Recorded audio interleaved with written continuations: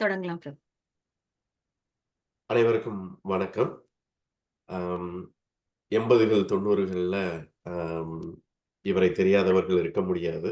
இந்த நூற்றாண்டுல கூட இவரை இந்த நூற்றாண்டின் ஆரம்பத்துல கூட தூர்தர்ஷன் செய்திகளை பார்த்தவர்களுக்கு இவரை தெரியாதவர்கள் இருந்திருக்க முடியாது. செந்தமிழும் நாப்பழக்கம் வைத்ததொரு கல்வி மனப்பழக்கம் அப்படின்னு சொல்லுவாங்க. அந்த செந்தமிழ் சொற்கள் எங்கள் அரசு ஐயாவின் நாவிலிருந்து செய்தியாகி வரும் பொழுது காதில் தேன்பாய் இது போன்ற மாதிரிதான் இருந்துச்சு. அப்படியெல்லாம் தான் நாங்க வளர்ந்தோம். கற்ற கல்வி மனதில் நின்னுதோ இல்லையோ, இவரோட செய்தி வாசிப்பு அதோடு இணைந்த நிகழ்வுகள் எங்களோடு தொடர்ந்து பயணமாகிட்டே இருந்திருக்குது. கிட்டத்தட்ட 30 ஆண்டுகள் கழிந்தாலும் கூட அரசையாவின் செய்தி வாசிப்பை நினைக்கையில உள்ளம் இன்னுமே உவகை கொண்டுதான் சிலிர்க்கிறது. கலைஞரின் தமிழாக இருந்தாலும் சரி, அல்லது வைரமுத்து அவர்களின் கவிதையாக இருந்தாலும் சரி, அதெல்லாம் கேட்கறதுக்கு முன்னாடி செந்தமிழ் ஐயாவின் தமிழ் கேட்டுதான் நாங்கெல்லாம் வளர்ந்தோம். அது அங்கதான் தமிழை உச்சரிக்கவும் கற்றுக்கொண்டோம் அப்படின்னு சொன்னா மிகையாகாது. அதே போலதான் வாழ்வுல சில விடயங்கள்லாம் உணர்வுகளோடு அப்படியே ஒட்டிக்கொள்ளும். அப்படிப்பட்ட ஒன்றாகவே அந்த தூர்தர்ஷன் செய்திகளும் அல்லது அந்த செய்திகளுக்கு முன்பு வரும் அந்த ஒரு சின்ன ஒரு சில வினாடிகள் வரக்கூடிய அந்த இசையும் அப்படியே நெஞ்சில பதிஞ்சு இருக்கக்கூடிய ஒன்று. மறந்தவங்க யாரும் இருக்க முடியாது. 40 வயசுக்கு மேல இருக்கிறவங்க எல்லாருக்கும் இது அப்படியே பதிஞ்சிருக்கும்னு நினைக்கிறேன். அதே போல அது மாதிரி அது இந்த இந்த செய்தி வாசிப்பு அப்படின்னு நினைக்கும் பொழுது அது வெறும் செய்தி வாசிப்பு மட்டுமல்ல. அதே போல அதுக்கு முன்னாடி வரக்கூடிய அந்த இசை, அதை நினைக்கும் போது கூட அது வெறும் அந்த இசை மட்டும் நினைவுல வராது. அதுக்கு பின்னாடி இருக்கக்கூடிய பல விடயங்கள் அப்படியே நினைவு அலைகள் அப்படியே மனசுக்குள்ள கொண்டுட்டு வரும். மீண்டும் அந்த ஒரு காலத்திற்கு அழைத்துச் செல்வது போன்றதான் இந்த நிகழ்வை நான் பார்க்கிறேன். இந்த ஒரு உணர்வோடு கலந்தவர்கள் நீங்கள். உங்களை இந்த நிகழ்ச்சிக்கு நான் வரவேற்பதில் மிக்க மகிழ்ச்சி அடைகிறேன். இணைந்திருக்கும் அனைவரையும் மீண்டும் ஒரு முறை வரவேற்று, மகிழ்ச்சியோடு வரவேற்று நிகழ்ச்சியை தொகுத்து வழங்க ஆனந்தி அவர்களை அன்போடு அழைக்கிறேன். நன்றிங்க பிரபு. மகிழ்ச்சி மகிழ்ச்சி. அனைவருக்கும் என் அன்பின் வணக்கம். நம்ம திணை அமெரிக்காவின் 5ஆம் ஆண்டு தொடக்க விழாவாக ஒரு சிறப்பு நிகழ்வாக இணைய வழி கலந்துரையாடல். நம்ம பிரபு அவர்கள் சொன்னது போல அது நாஸ்டாலஜிக்னு ஆங்கிலத்துல சொல்லுவோம். ஐயா அவர்களுடைய செய்திகள் எல்லாம் கேட்டு கேட்டு கேட்டு அப்படியே உரமேறி தமிழ் வழியாக அவருடைய உச்சரிப்பே எங்களுக்கு ரொம்ப பிடிச்சிருந்தது. 2, 3 முறை ஐயாவிடம் பேசும் வாய்ப்பு கிடைத்தது. அப்படியே அசந்து போயிட்டோம் நாங்கெல்லாம். இன்னும் அவர்கிட்ட பேசிட்டே இருக்கணும் போல ஒரு தூண்டுதலா இருந்தது. அப்படிப்பட்ட ஒரு பெரும் ஆளுமை செய்தி வாசிப்பாளர். அவரை சந்திப்பதில் நீங்க எல்லாருமே ஆவலோட காத்திருப்பீங்க. நிகழ்ச்சியின் துவக்கமாக நம் தமிழ் அன்னைக்கு மரியாதை செலுத்தும் விதமாக தமிழ் தாய் வாழ்த்தை நான் பாட இருக்கிறேன். முடிந்தவர்கள் எழுந்து நிற்கலாம். இல்லை என்றால் உங்களுடைய காணொளியை அணைத்து வைத்து விடுமாறு அன்போடு கேட்டுக்கொள்கிறேன். நன்றி. நீராறும் கடலுடுத்த நிலமடந்தை கெழிலொழுகும் சீராரும் வதனமென திகழ்பரத கண்டமிதில் தெக்கணமும் மதில் சிறந்த திராவிடனல் திருநாடும் தக்க சிறு பிறை நுதலும் தரித்தனரும் திலகமுமே அத்திலக வாசனை போல் அனைத்துலகும் இன்பமுற எத்திசையும் புகழ் மணக்க இருந்த பெரும் தமிழனங்கே உன் சீரிழமை திரும்பியந்து செயல் மறந்து வாழ்த்துதுமே வாழ்த்துதுமே வாழ்த்துதுமே. நன்றி. தமிழ் தாய்க்கு மீண்டும் என் பணிவான வணக்கத்தினை சொல்லி நாம் நிகழ்ச்சிக்குள் இன்று பயணிக்கிறோம்.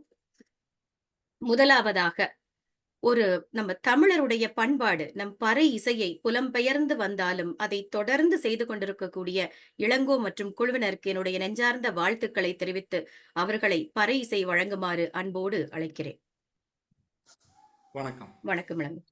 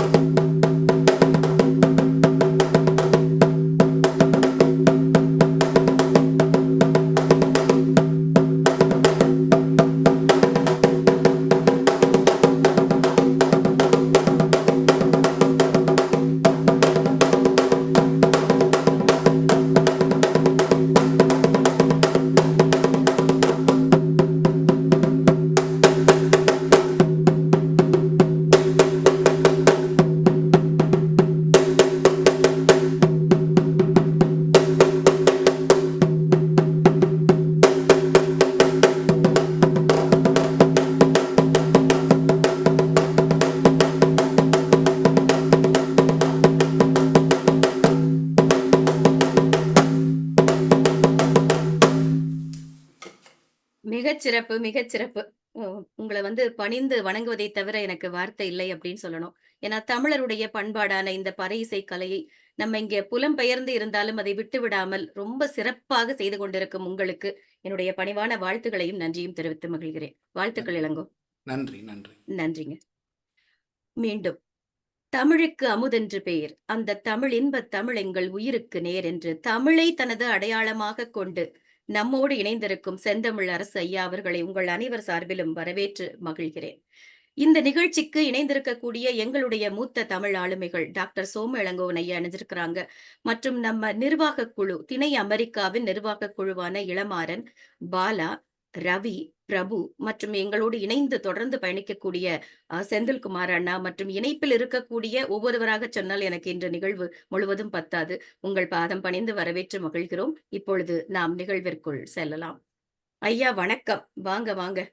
ஒரு ஒரு மகிழ்ச்சியின் என்ன ஊற்று அப்படின்னு சொல்லணும் உங்களை பார்த்தாலே. ஏன்னா ஒரு தமிழ் தாய் உங்களுக்கு வரமாக உங்கள் நாவில் நடனமிடுகிறாள். அதை கேட்டு கேட்டு வளர்ந்த நாங்கள் எல்லாம் இன்று உங்களை நேரில் சந்திப்பதில் மட்டற்ற மகிழ்ச்சி அடைகிறோம். மகிழ்ச்சி. இப்போ ஐயா அவர்களுக்கு முதல் கேள்வி என்ன கேட்கலாம் அப்படின்னு கேட்கும் பொழுது, நாங்க என்ன அவர அறிமுகப்படுத்துறது? செந்தமிழ் செந்தமிழ் அரசு அப்படின்னா யார்? அப்படிங்கிற கேள்விக்கு உங்கள் வாயிலாகவே நம்ம இணைப்பில் இருக்கவங்களுக்கு சொல்லுங்க வாங்க. அனைவருக்கும் வணக்கம். இணையத்தின் மூலம் இணைந்திருக்கும் உங்கள் அனைவரையும் நான் முதற்கண் நன்றி கூறி வணக்கம் தெரிவிக்கின்றேன். இந்த நிகழ்ச்சியை ஏற்பாடு செய்திருக்கும் அமெரிக்க திணை அமைப்பின் நிர்வாகிகளுக்கும் என்னை நேர்காணல் காணியிருக்கும் அன்புடன் ஆனந்தி அவர்களுக்கும் இளமாறன் பெரியவர் சோமு இளங்கோவன் அவர்களுக்கும் என்னுடைய நன்றியை முதற்கண் தெரிவித்துக் கொள்கிறேன். செந்தமிழரசு யார்? செந்தமிழரசு அமெரிக்காவில் இருந்து நீங்கள் என்னை கேட்டால் நான் ஒரு இந்தியன் என்று சொல்வேன். நீங்கள் இந்தியாவிற்கு வந்து என்னை கேட்டால் செந்தமிழரசு நீங்கள் யார் என்று கேட்டால் நான் ஒரு தமிழன் என்று பெருமையோடு சொல்லுவேன். நான் தமிழன், ஆனால் ஒரு பொறியாளர். Chennai Madras institute of technology. நான் அப்பப்போ கொஞ்சம் ஆங்கில வார்த்தைகளை கலந்து கொள்வேன், அப்பதான் நல்லா இருக்கும். இல்லைன்னா ரொம்ப தமிழ் தூய தமிழ் ஆயிடும். அது நான் உங்களை கூட கலந்துரையாடணும்னு நினைக்கிறேன். இயல்பா பேசுங்க ஐயா. மெட்ராஸ் இன்ஸ்டிடியூட் ஆஃப் டெக்னாலஜி, அதாவது அப்துல் கலாம் அவர்கள் படித்த கல்லூரியில் படித்த நான் ஒரு இன்ஸ்ட்ருமெண்ட் இன்ஜினியர், கருவியியல் பொறியாளர். நான் ஒரு செய்தி வாசிப்பாளன், நான் ஒரு பாடகன், ஓரளவுக்கு பாடுவேன், நாடகங்களிலும் நடித்திருக்கின்றேன். அதைவிட நான் தமிழுக்கு சேவை செய்வதை விரும்புகின்றேன். இதுதான் என்னை பற்றிய ஒரு சுருக்கமான ஒரு அறிமுகம். அருமை, அருமை. அதாவது ஒரு பானை சோற்றுக்கு ஒரு சோறு பதம் அப்படின்னு சொல்ற மாதிரி சுருக்கமா சொல்லிட்டீங்க. நீ அங்க இருந்து கேட்டீங்கன்னா நான் இந்தியன், இந்தியாவுல வந்து கேட்டீங்கன்னா நான் தமிழன் அப்படின்னு பெருமைப்படுவேன்னு ரொம்ப அழகா சொன்னீங்க. சில பல விஷயங்கள்லாம் எங்களுக்கு சொல்லியிருக்கிறீங்க. ஒரு பாடகன் சொல்லியிருக்கீங்க, நாடக நடிகர் சொல்லியிருக்கீங்க. எல்லாத்தையும் நாங்க வெளியில கொண்டு வருவோம்ல இப்போ. மகிழ்ச்சியா மகிழ்ச்சி. சரி, எப்பொழுதுமே ஒரு மனிதன் அப்படின்னு எடுத்துக்கிட்டாலே பின்புலமாக இருந்து ஆட்சி செய்யக்கூடியது, நமக்கு உறுதுணையாக இருப்பது நம் குடும்பம். அப்படிப்பட்ட உங்களுக்கு, உங்களுடைய குடும்ப பின்னணி, உங்களுடைய குழந்தைகள் பத்தி நாங்க தெரிஞ்சுக்கணும்னு ஆசைப்படுறோம். ஏன்னா, ஒரு செய்தி வாசிப்பாளராக மட்டுமே எங்களுக்கு உங்கள தெரியும். உங்கள பத்தி இன்னும் தெரிஞ்சுக்கணும்னு ஆவலோட இருக்கோம். சொல்லுங்க ஐயா. முதல்ல என் தந்தையை பத்தி சொல்லணும். அவர் பண்டித வித்வான், பேராசிரியர் மீ. பொன் ராமநாதன் அவர்கள். வட சென்னையில தியாகராயர் கல்லூரியில் பேராசிரியராக இருந்தவர். என்னுடைய தாயார் பேர் பாவதி. என் பெற்றோர்கள் தான் என்னை இந்த அளவுக்கு உருவாக்கி எனக்கு தமிழை ஊட்டியவர் என்னுடைய தந்தை அவர்கள். அவரால் தான் எனக்கு வந்து தமிழ் மேல ரொம்ப ஆர்வம். ஏன்னா அவர் வீட்டுலலாம் கூட தமிழ் வந்து ரொம்ப சுத்தமா தான் பேசுவார். சென்னை தமிழ் பேச மாட்டார், சுத்தமான தமிழ் தான் பேசுவார். அவர் தான் என்னை ஆளாக்கினார். என்னுடைய மனைவியின் பெயர் திருமதி ஷீலா அவர்கள். என் பக்கத்திலே அமர்ந்திருக்கிறார்கள். அவர்களுக்கு உங்களை நான் காட்ட விரும்புகின்றேன். வணக்கம்மா. வருக வருகம்மா. வணக்கம். என்னுடைய வாழ்க்கை துணைவியார் என்று சொல்லுவார்கள். ஆனால் உண்மையிலேயே எனக்கு துணையாக இருந்து என்னுடைய வாழ்க்கையை மிகவும் நேர்மையாக நடத்தி கொண்டிருக்கும் என்னுடைய துணைவியார் திருமதி ஷீலா அவர்கள். அவர்கள் எனக்கு மனைவியாக அமைந்தது எனக்கு பெரும் பேறு என்றுதான் நான் சொல்றேன். எனக்கு 2 குழந்தைகள். பெரியவள் என் மகள் வனிதா, அவருடைய கணவர் டாக்டர் செல்வராஜ். அவர்களுக்கு 2 பேர குழந்தைகள், ஒரு பேரன், ஒரு பேத்தி. என்னுடைய மகன் டாக்டர் பழனியப்பன். என்னுடைய பழனியப்பன் அவர்களுடைய மனைவி திருமதி திவ்யா. Doctor Palaniappan, Divya physiotherapist. என்னுடைய மகள் கைனகாலஜிஸ்ட், மகப்பேறு மருத்துவர். என்னுடைய மருமகன் டாக்டர் செல்வராஜ், அவர் குழந்தை நல மருத்துவர். என்னுடைய பையனும் குழந்தை நல மருத்துவர், திவ்யா பிசியோதெரபிஸ்ட். என்னுடைய பேர குழந்தைகள் அனைவருமே டாக்டர் தொழில்தான். நான் ஒருவன்தான் என்னுடைய குடும்பத்திலே என்ஜினியர், பொறியாளர். என்னை மாதிரி யாராவது என் குடும்பத்தில் வர வேண்டும் என நினைத்தேன். ஆனால் யாருக்கும் அதில் விருப்பம் இல்லை என்று நினைக்கிறேன். எல்லோருமே மருத்துவ தொழில் தான் புரிந்து கொண்டிருக்கிறார். இதுதான் என்னுடைய குடும்பம். என்னுடைய குடும்பம் அருமையான குடும்பம், மகிழ்ச்சியான குடும்பம். என்னை எல்லோரும் பாராட்டுவதற்கு மிகவும் நன்றி. மிக்க மகிழ்ச்சி. என்றென்றும் ஆள் போல் தழைத்து இன்னும் இன்னும் இன்னும் மகிழ்வோடு இருக்க எல்லாம் வல்ல இறை அருளட்டும். அருமை. ரொம்ப சொல்லுவாங்க, ஈன்று புறந்தருதல் எந்தலை கடனே சான்றோன் ஆக்குதல் தந்தைக்கு கடனேன்னு சொல்லுவாங்க. அது மாதிரி சரியாக உங்களுடைய தகப்பனார் தான், உங்கள் தந்தை தான் உங்களுக்கு வந்து தமிழை ஊட்டி இன்றைக்கு நீங்க இருக்கக்கூடிய இடத்திற்கு ஒரு அச்சாரமாக இருந்திருக்கிறார் அப்படின்னு சொல்லி ரொம்ப அழகா சொன்னீங்க. உங்கள் மனைவியை அறிமுகப்படுத்தும் பொழுதும் அந்த பெருமிதம் உங்களுடைய குரலிலும் தெரிந்தது, உங்கள் முகத்திலும் தெரிந்தது. எனக்கு எல்லா விதத்திலும் துணையா இருக்கக்கூடியவங்கன்னு சொல்லி அம்மா அவர்களுக்கு மீண்டும் எங்களுடைய பணிவான வணக்கம். நீங்க ஒரு வார்த்தை வருத்தப்பட்டீங்க. என்னோட பொண்ணு, பையன், பேரங்க எல்லாருமே வெவ்வேறு தொழில்ல இருக்காங்க. யாரும் என்ஜினியர் ஆகலன்னு. எல்லாரும் நெனச்சிருப்பாங்க. ஒரே ஒரு செந்தமிழ் அரசு தான் என்ஜினியரா குடும்பத்துல வந்து இப்படி இருக்க முடியும். உங்களுக்கு இணையாக வர முடியாதுன்னு பயந்து தான் வேற வேற துறை எடுத்திருப்பாங்கன்னு நான் நெனைக்கிறேன். மகிழ்ச்சியா மகிழ்ச்சி. அடுத்ததாக செய்தி துறையில உங்களுக்கு ஆர்வம் வந்தது ஏன்? இப்போ நீங்க என்ஜினியர்ன்னு சொல்றீங்க. இப்போ ஒரு பாடகர்ன்னு சொன்னீங்க. உங்களுக்கு நடிக்க விருப்பம்னு சொன்னீங்க. ஆக உங்களுக்குள்ளேயே பல திறமைகள் இருக்கும் பொழுது, எதற்காக நீங்க செய்தித் துறைய தேர்ந்தெடுத்தீங்க? ஏன் அந்த ஆர்வம் வந்தது? அதோடு இணைந்த ஒரு துணை கேள்வியாக, நீங்க வாசிச்ச முதல் செய்தி, அதனுடைய அனுபவத்தையும் பகிர்ந்துக்கங்க. ஆஹ் முதல்ல தொலைக்காட்சின்னா தூர்தர்ஷன் தான் முதல்ல ஆரம்பிச்சாங்க.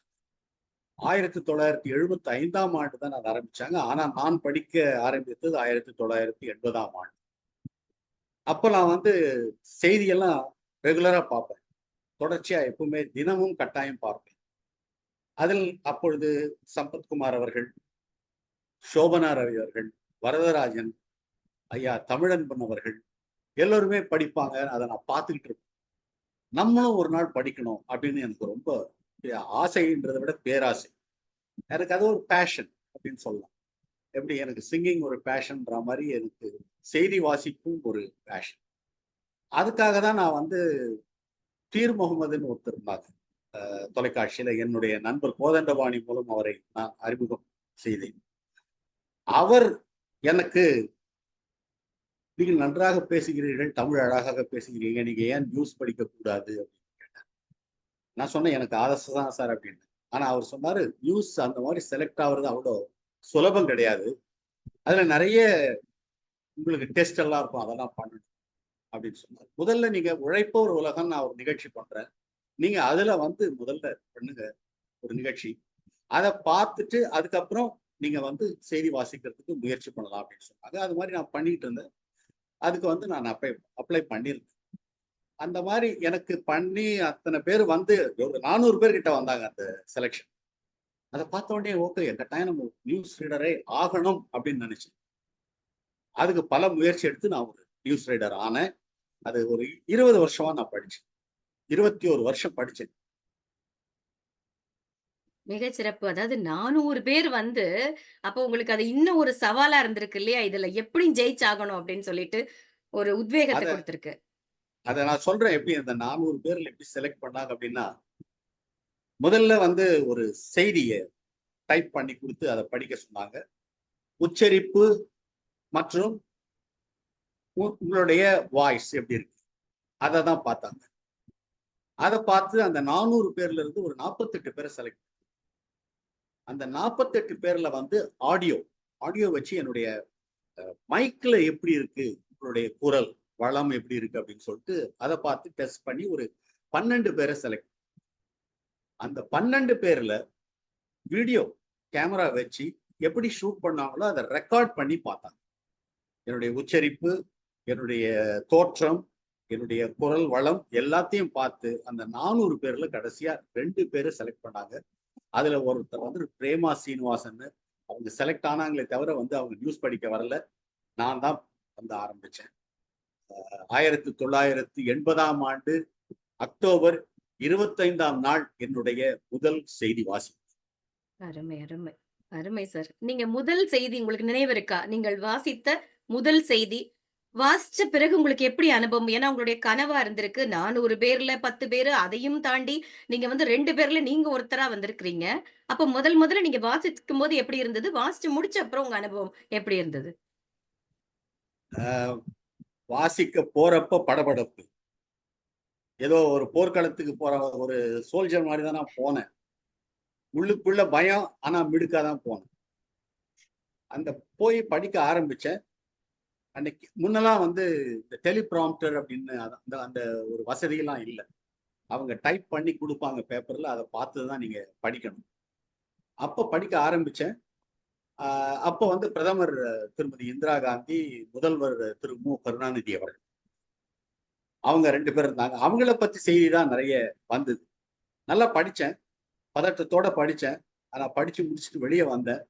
முதல் செய்தி வாசிப்பே எனக்கு ஒரு பெரிய அனுபவம். என்னன்னா, திருமதி இந்திரா காந்தி வந்துட்டே இருந்தது. நடுவுல திருமதி மு கருணாநிதினு தப்பா படிச்சுட்டேன். என்னுடைய முதல் செய்தி வாசிப்பு. நான் அதுல ஒரு தப்பு பண்ணி முடிச்சுட்டு வெளியே வரேன். ஸ்டுடியோ வீட்டுல இருந்து வெளியே வரேன். ப்ரொடியூசர் மிஸ்டர் சம்பத்குமார் அப்படின்னு இருந்தார். அவங்க எல்லாம் ஜாம்பவான்.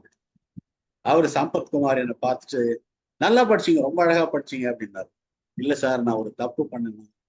தப்பு பண்ணீங்களா? இல்லையே, கரெக்டா தானே படிச்சீங்க. இல்ல சார், திரும்ப பண்ணேன். அதை நான் கவனிக்கவே இல்லைங்க, மக்கள்லாம் அதெல்லாம் கவனிச்சிருக்க மாட்டாங்க அப்படின்னு என்னை வந்து ரொம்ப ஊக்கப்படுத்தினார். செய்த தவறை அவர் மற்றவர்கள் பார்த்திருக்க மாட்டார்கள் என்று எனக்கு சொல்லி என்னை ஊக்கப்படுத்தினார். அந்த மாதிரி எனக்கு நிறைய பேர் என்ன அங்க ஊக்கப்படுத்தினாங்க. சம்பத்குமார், நிஷாத் அகமது, அருணகிரி, ராமநாதன், இந்த மாதிரி ஆளுங்களும் என்ன தொலைக்காட்சியில நான் செய்தி வாசிக்கிறதுக்கு என்னை ஊக்கப்படுத்தி என்னுடைய ஆர்வத்தை அவர்கள் தூண்டிவிட்டவர்கள் அவர்களுக்கு என்னுடைய நன்றியை இந்த தருணத்தில் தெரிவித்துக் கொள்ள விரும்புகின்றேன். அருமை, அருமை. நீங்க சொன்னீங்க பாருங்க, ஒரு பதட்டத்தோட உள்ள போனேன். இருந்தாலும் நான் மிடுக்காத்தான் வாசிச்சேன் அப்படின்னு சொல்லிட்டு. ஏன்னா, இன்றைக்கும் வந்து எத்தனையோ நிகழ்வுகள் செஞ்சா கூட, இன்றைய ஒரு நிகழ்ச்சி செய்யும்போது ஒரு நடுக்கம் இருக்கும் எனக்குள்ள. ஏன்னா, அது நல்லா வரணுமே அப்படின்னு ஒரு படபடப்பு நமக்குள்ள இருக்கும். அப்படி இருந்தா தான் ஜெயிக்க முடியும்னு நீங்களும் உங்கள நாங்க சந்திக்கும்போது நீங்க அந்த சொல்லாடல் உபயோகிச்சீங்க. இன்றைக்கும் இத்தனை வருடங்கள் கழித்த பிறகும் ஒரு நிகழ்ச்சியில் கலந்து கொள்ளும் பொழுது, எனக்குள் ஒரு சின்ன படபடப்பு இருக்கும். ஒரு பட்டர்ஃப்ளை மாதிரி உள்ள படபடக்கும்னு சொன்னீங்க. அதுதான் இருக்கணும். ஏன்னா எப்பவுமே எனக்கு எல்லாம் தெரியும் அப்படின்னு நினைக்கும் பொழுதுதான் நிறைய தவறுகள். ஆனா நீங்க செஞ்ச ஒரு குட்டி தவற கூட அங்க போய் கேட்டு நீங்க தான் சொல்லியிருக்கீங்க. ஆனா அது எதையுமே பொருட்படுத்தாம உங்கள ஊக்கப்படுத்தியிருக்காங்கன்னு அத்தனை பேரையும் நினைவு கூர்ந்தது ரொம்ப சிறப்பு. மகிழ்ச்சி, நானு மகிழ்ச்சி. ஒவ்வொரு தடவை செய்தி வாசிச்சுட்டு வர்றப்போ நேரா ப்ரொடியூசர் கிட்ட போவேன், நியூஸ் எடிட்டர் கிட்ட போவேன். முதல் கேள்வி அவங்க கேட்பேன், சார் இன்னைக்கு எப்படி படிச்சேன்? நான் என்னைக்கு முதல் நாள் கேட்டனோ அதே கேள்வியை கடைசி நாள் என்னைக்கு நான் நியூஸ் படிச்சேனோ இன்னைக்கு கேட்டேன். அருமை, ஏன்னா அருமை. அது நம்ம எப்படி படிச்சிருக்கோம் அப்படின்னு நமக்கு தெரியாது, மத்தவங்க தான் சொல்லணும் எப்படி படிச்சீங்க அப்படின்னு.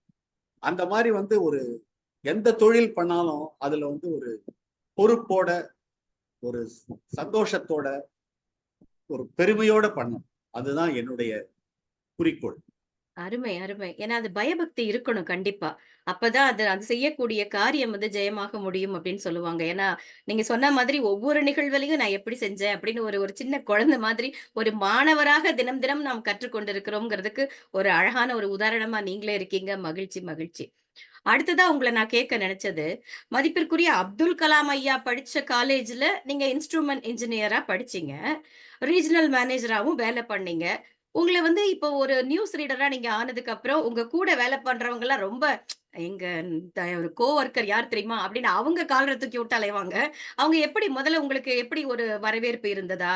இல்ல எதிர்ப்பு காமிச்சாங்களா? அவங்களுடைய ஒரு உங்க கூட ஒரு கொலாபரேஷன் எப்படி இருந்துச்சு? அத பத்தி சொல்லுங்க. அவங்கெல்லாம் ரொம்ப, நான் நியூஸ் படிக்க ஆரம்பிச்சேன்னு அவங்க என்னை விட அதிகமா சந்தோஷப்பட்டாங்க. என் கூட ஒரு வேலை செய்யறவரு ஒரு நியூஸ் படிக்கிறவரா இருக்காரு அப்படின்னு சொல்லிட்டு அவங்க ரொம்ப சந்தோஷப்பட்டாங்க.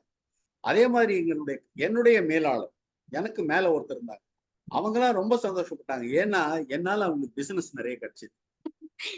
நான் எங்க போனாலும் எந்த பெரிய ஆளுங்களை, மேனேஜிங் டைரக்டர் ஆஃப் மெட்ராஸ் ரிஃபைனரிய பார்க்க போறேன், அப்ப கூட வந்து நான் போன உடனே செந்தமிழரசு அப்படின்னு கார்டு கொடுத்தது. என்னுடைய பேர் வந்து நிறைய பேருக்கு இருக்காது. செந்தமிழரசுன்றது ஒரு ஒரு புதுமையான பெயர் அந்த காலத்துல. எங்க அப்பா வந்து அந்த காலத்திலேயே வச்சார். 76 வருஷத்துக்கு முன்னால் அந்த பேரை வச்சார். இன்னைக்கும் என் பேரை வேற யாரும் வச்சிருக்காங்கன்னு எனக்கு தெரியல. அந்த பேரை பார்த்த உடனே எவ்வளவு பெரிய பதவியில இருக்கிறவங்களே என்ன உடனே கூப்பிடுவாங்க. கூப்பிட்டு, என்ன எதுக்கு வந்திருக்கீங்க, ஏதாவது டிவி கவரேஜான்னு கேட்பாங்க. இல்ல சார், நான் இந்த மாதிரி ஒரு என்ஜினியர், எனக்கு பிசினஸ்க்காக நான் வந்திருக்கேன், என்னுடைய தொழில் நிமித்தமா நான் உங்களை சந்திக்க வந்திருக்கேன், அதுக்காக வந்து இந்த மாதிரி எனக்கு வந்து நிறைய அனுபவங்கள் உண்டு. நான் எங்க ஜெனரல் மேனேஜர் வந்து என்ன சொல்லுவாரு, நியூஸ் இருக்கிற அன்னைக்கு அங்க நாங்க வந்து 5 மணிக்கெல்லாம் இருக்கணும். 7 மணி நியூஸ் இருந்தாலும் 5 மணிக்கு அங்க இருக்கணும். நான் வந்து ஒரு 4:30 மணிக்கு கிளம்புவேன். அவர் வந்து, நீ நியூஸ் இருக்குல்ல இன்னைக்கு, நீ சீக்கிரம் கிளம்புன்னு அவரு வந்து சொல்லுவார். ஒரு ஜெனரல் மேனேஜர் இருக்கிறப்ப நீ வேலை செய்யறவங்க உனக்கு என்னத்துக்கு நியூஸ் எல்லாம் படிக்கணும்னு யாருமே சொன்னது கிடையாது. என்னை என்கரேஜ் பண்ணாங்களே தவிர, என்னை ஊக்கப்படுத்தினாங்களே தவிர, யாருமே என்னை வந்து எதிரியாவோ ஒண்ணுமே பார்க்கல. பெருமையா தான் பார்த்தாங்க. ரொம்ப, ரொம்ப சிறப்பு. அப்படி அமையறதே ஒரு வரம் தான். ஏன்னா, இப்பல்லாம் பார்த்தீங்கன்னா, நம்ம தமிழர்களுக்கு ஒரு உதாரணமாவே சொல்லுவாங்க. ஒரு பாட்டிலுக்குள்ள தவளைய போட்டா, ஏதாவது ஒண்ணாவது வெளிய வந்துரும்னு பார்த்தா, ஒண்ணும் வெளிய வராது கடைசி வரைக்கும். ஏன்னா, மேல ஏறுனாலும் கீழ இழுத்து போட்டுருவாங்க அப்படின்னு ஒரு ஒரு அது வருத்தப்படக்கூடிய ஒரு விடயம் தான். ஆனா, இது அதையெல்லாம் தாண்டி தமிழர்களுக்கே உரித்தான ஒரு பண்பு. ஆ. ஆனா நான் கூட அடிக்கடி ஆச்சரியப்படுவேன். மத்த இருக்கிறவங்கலாம் ஒருத்தருக்கு ஒருத்தர் எவ்வளவு உறுதுணையா இருக்கிறாங்க. நம்ம ஆளுங்க ஏன் இப்படி இருக்காங்கன்னு. ஆனா இப்ப அது மாறிக்கிட்டு வருது. நீங்க உங்க கூட வேலை பார்த்தவங்கள அவரு உங்க மேலாளரே கிளம்பு, கிளம்பு, கிளம்புன்னு உங்கள உற்சாகமா அனுப்பி வச்சிருக்காருன்னு சொல்லும்பொழுது, அவர்களை எல்லாம் பெருமைப்படும் விதமாக நீங்களும் நடந்திருக்கீங்க. ஏன்னா சாதாரணமா எல்லாருக்கும் அந்த பெருமை கிடைச்சிராது. ரொம்ப மகிழ்ச்சியா இருக்கு. அடுத்து நீங்க சொன்னீங்க, உங்க பேச்சில இருக்கக்கூடிய அந்த சொன்னீங்க இல்லையா? உங்க பேரு செந்தமிழ் அரசு. ஒருவேளை உங்கள் தகப்பனார் செந்தமிழுக்கே அரசாக பிற்காலத்தில் வருவீங்கன்னு நெனச்சதுனாலயோ என்னமோ அந்த பேர உங்களுக்கு வச்சிருக்கலாம். உங்க பேச்சில் இருக்கக்கூடிய தெளிவான உச்சரிப்பு, ஏற்ற இறக்கங்கள், அது உங்க தமிழ் மேல நீங்க வச்சிருக்கிற மொழி பற்றை பறைசாற்றுகிறது அப்படின்னு தான் சொல்லணும். இப்படிப்பட்ட ஒரு தமிழ் ஆர்வம், ஏன்னா உங்களுடைய தொழிலே வேற. அப்படி இருக்கும் பொழுது ஒரு நியூஸ் ரீடர் ஆகணும்னு ஆசைப்பட்டீங்க, அதெல்லாம் சரி. ஏன்னா போற போக்குல கொடுத்த செய்திய வாசிச்சுட்டு போறவங்க தான் நெறைய பேர் இருக்காங்க. ஆனா உங்களுடைய நீங்க உட்கார்ந்திருக்கிற அந்த கம்பீரமா உட்கார்ந்து, நீங்க வணக்கம்னு தொடங்கும்போதே இங்க எல்லாரும் எந்திச்சு உட்கார்ந்துருவோம் நாங்க. அட்டென்ஷன் அப்படின்னு சொல்ற மாதிரி. அப்படிப்பட்ட ஒரு தமிழ் ஆர்வம் வர காரணம் என்ன? உங்களுக்குள்ள என்ன வந்து அது சீடுன்னு சொல்லுவோம் இல்லையா? அந்த நெருப்பு பொறி எங்க இருந்து வந்துச்சு? எல்லாம் என்னுடைய தந்தையார் தான் அதுக்கு காரணம். அவர் என்ன வந்து ஒரு தமிழ் புலவராக்கணும்னு தான் அவர் நினைச்சார். ஆனா அவருடைய விருப்பத்தை என்னால நிறைவேற்ற முடியல. ஏன்னா எனக்கு வந்து அந்த அளவுக்கு தமிழ் ஆர்வம் இல்லை. ஆனால் நான் எப்பொழுதுமே தமிழ் புத்தகங்கள் நிறைய படிப்பேன். தமிழ் நாவல்களும் படிப்பேன். எல்லா நாளும் செய்தித்தாள்களை படிப்பேன்.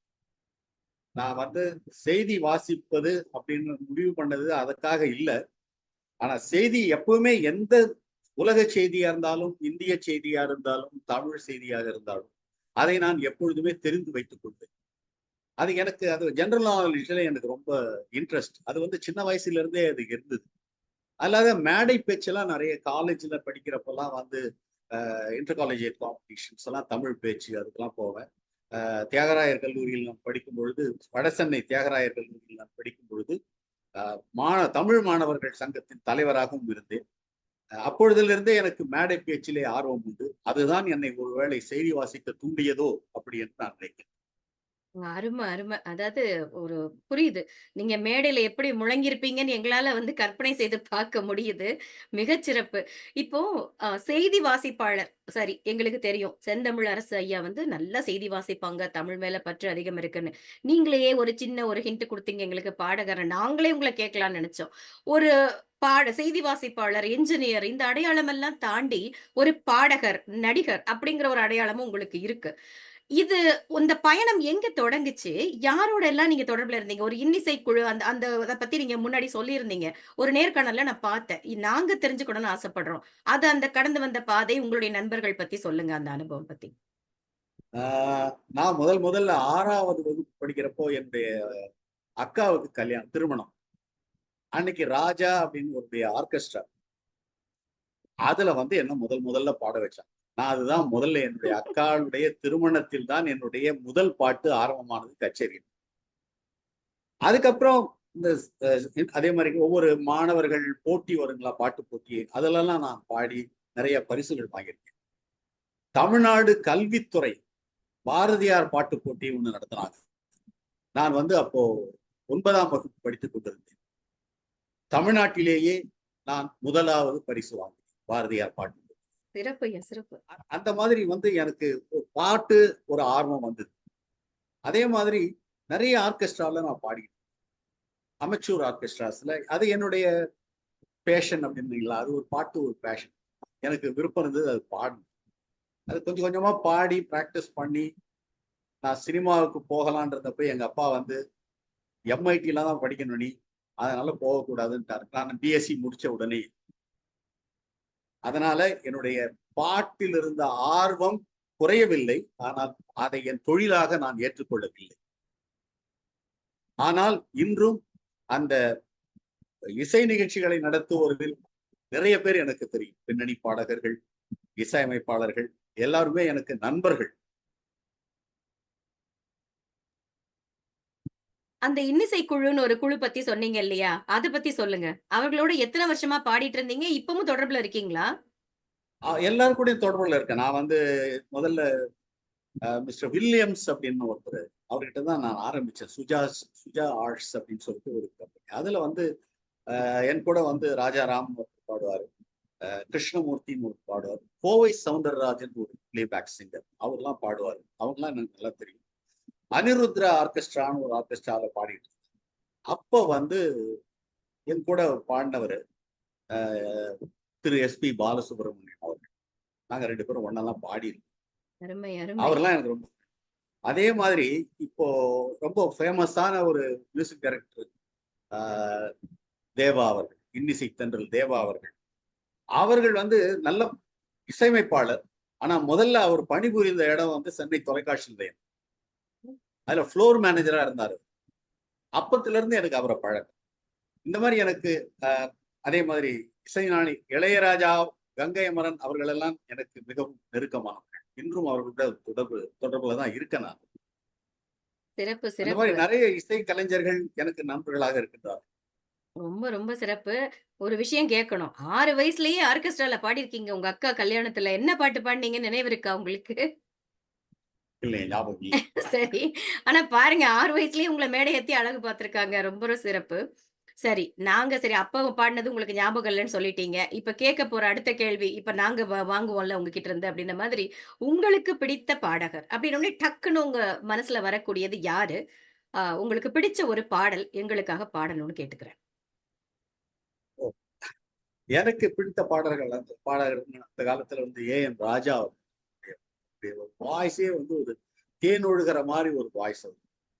டி.எம். சௌந்தரராஜன்னா கம்பீரமான குரல், சீர்காழி கோவிந்தராஜன்னா கம்பீரமான குரல். காதல் பாட்டுக்கு ஏற்றவர் ஏஎம் ராஜா அவர்.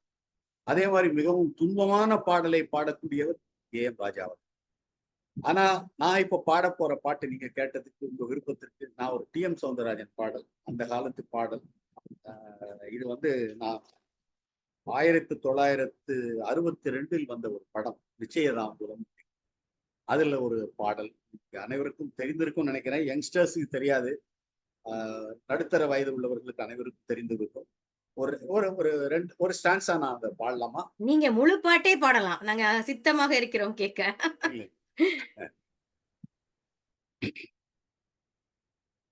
பாவாடை தாவணியில் பார்த்த உருவமாயுது, பூவாடை வீசி வர புத்த பருவமா. பாவாடை தாவணியில் பார்த்த உருவமா, பாலாடை போன்ற முகம் மாறியதேனோ, பனி போல நாணமதை மூடியதேனோ, பாவாடை தாவணியில் பார்த்த உருவமா. தத்தி தத்தி நடப்பதற்கே சொல்ல வேண்டுமா நீ, முத்து முத்தாய் சிரிப்பதற்கே பாட வேண்டுமா, முத்தமிழே முக்கனியே மோக வண்ணமே, முப்பொழுதும் எப்பொழுதும் நமது சொந்தமே, பாவாடை தாவணியில் பார்த்த உருவமா.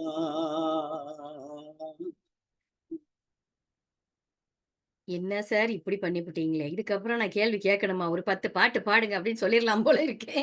அப்படியே ஒரு தேன் ஒழுகக்கூடிய குரலுக்கு சொந்தக்காரர் ஏ.எம். ராஜான்னு சொன்னீங்க. அத வருடும் விதமாக உங்களுடைய குரலும் ரொம்ப இனிமையாக இருந்தது. நன்றி, நன்றி. நன்றி. கேட்டதும் நன்றி. ஒரு ஸ்போர்ட்டிவா அழகா பாடுனீங்க. ரொம்ப நல்லா இருந்தது உங்களுடைய வாய்ஸ். கேட்கறதுக்கு ரொம்ப நல்லா இருந்தது. நன்றி, நன்றி. அடுத்ததாக உங்ககிட்ட கேட்க நினைச்ச கேள்வி, இது வந்து ஒரு நகைச்சுவை அனுபவம்னு ஏதாவது ஒண்ணு நடந்திருக்கும். நீங்க நெறைய நேர்காணல்ல சொல்லியிருப்பீங்க. இருந்தாலும் நாங்க எங்க நேயர்களுக்காக திரும்பவும் கேட்போம்ல அப்படிங்கிற மாரி, பிரேக்கிங் நியூஸ் அப்படின்னு நீங்க வந்து ஒரு வேல பண்ணேன்னு சொன்னீங்க. அத பத்தி நான் சொல்லாம நீங்களே சொல்லுங்க. அது கேட்கறதுக்கு ஆவலா இருக்கும். ஆஹ் அன்னைக்கு எனக்கு 8:40 நியூஸ். எனக்கு நான் வந்து வெயிட் பண்ணிட்டு இருக்கேன். அன்னைக்கு முந்தின நாள் தான் சென்னையில சரியான மழை, புயல் எல்லாமே வந்து சென்னையை ஒரு கலக்கிச்சு. அதே மாதிரி ஒரு புயல் வரப்போகுது அப்படின்னு சொல்லிட்டு சென்னை வானிலை நிலையத்திலிருந்து ஒரு செய்தி வந்தது. அதை வந்து படிக்க சொல்லணும். ஆனா உடனே படிக்க சொல்லணும். ஏன்னா அப்ப வந்து ஒலியும் ஒளியும் போயிட்டு இருக்கு. வெள்ளிக்கிழமை ஒலியும் ஒளியும் நிகழ்ச்சி போயிட்டு இருக்கு. அதை பிரேக் பண்ணி அந்த நியூஸை சொல்லணும். இன்னொரு புயல் இப்பொழுது உருவாகி இருக்கிறது, மறுபடியும் அதே மாதிரி வரலாம், தயவு செய்து எல்லோரும் ஆயத்தமாக இருங்கள், மெழுகுவர்த்தி வாங்கி வச்சுங்க, எல்லாம் வந்து அனௌன்ஸ் பண்ணணும் அப்படின்னு சொல்லிட்டு அந்த ஒலியும் ஒளியும் நிகழ்ச்சியை பிரேக் பண்ணி என்ன நடுவுல போய் என்ன படிக்க சொன்னாங்க. அது படிச்சுட்டு நான் வெளியே வந்தேன். எல்லாருமே அப்படியா அவ்வளோன்னு வரப்போதா அப்படின்லாம் நினைச்சாங்க. அதுக்கப்புறம் 8:40 நியூஸ் முடிச்சேன். மழை வரும்னு பார்த்தா மழையை காணும், புயல் வரும்னு பார்த்தேன் ஒண்ணு கிளம்பலாம். சரி அப்படின்னு சொல்லிட்டு வீட்டுக்கு கிளம்பலாம் அப்படின்னு சொல்லிட்டு வீட்டுக்கு புறப்பட்டேன். அப்பெல்லாம் 2 வீலர் தான். வீட்டுக்கு புறப்பட்டேன். வெளியே பார்க்குறேன், நல்ல தெளிந்த வானம், நட்சத்திரங்கள், நிலவு, எல்லாம் மழையும் இல்லை புயல் இல்லை. நான் அப்போ அந்தப்போ ஒரு 6ஆம் கார்டன் தெருவில் ஒரு காலனி மாதிரி இருக்கும், அப்பார்ட்மெண்ட்ஸ். அதுக்கு நான் போறேன். நான் போறப்ப உள்ள எல்லாம் வெளியே நின்று என்னை கைத்தட்டி வரவேற்றான். சார் மழை புயல், நீங்க இந்த மாதிரி இனிமேல் இந்த மாதிரி படிங்க சார், மழையெல்லாம் வராது, மழையா வர வேணாம்னா நீங்க தான் படிக்கணும் அப்படின்னு சொல்லி என்ன கிண்டல் பண்ண ஆரம்பிச்சாங்க.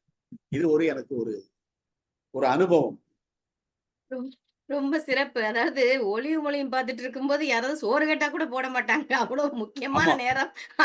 அந்த நேரத்துல பிரேக்கிங் நியூஸ்ன்னு போட்டு இடியும் மழையும் வருதுன்னு சொல்லிட்டு நல்ல வானமெல்லாம் தெளிவா இருக்கும்போது அந்த அங்க எப்படி உங்கள வந்து வரவேற்றிருப்பாங்கன்னு சிரிப்பா இருக்கு. நெனச்சு அந்த காட்சிய நெனச்சு பார்த்தா எங்களுக்கும் சிரிப்பா தான் வருது.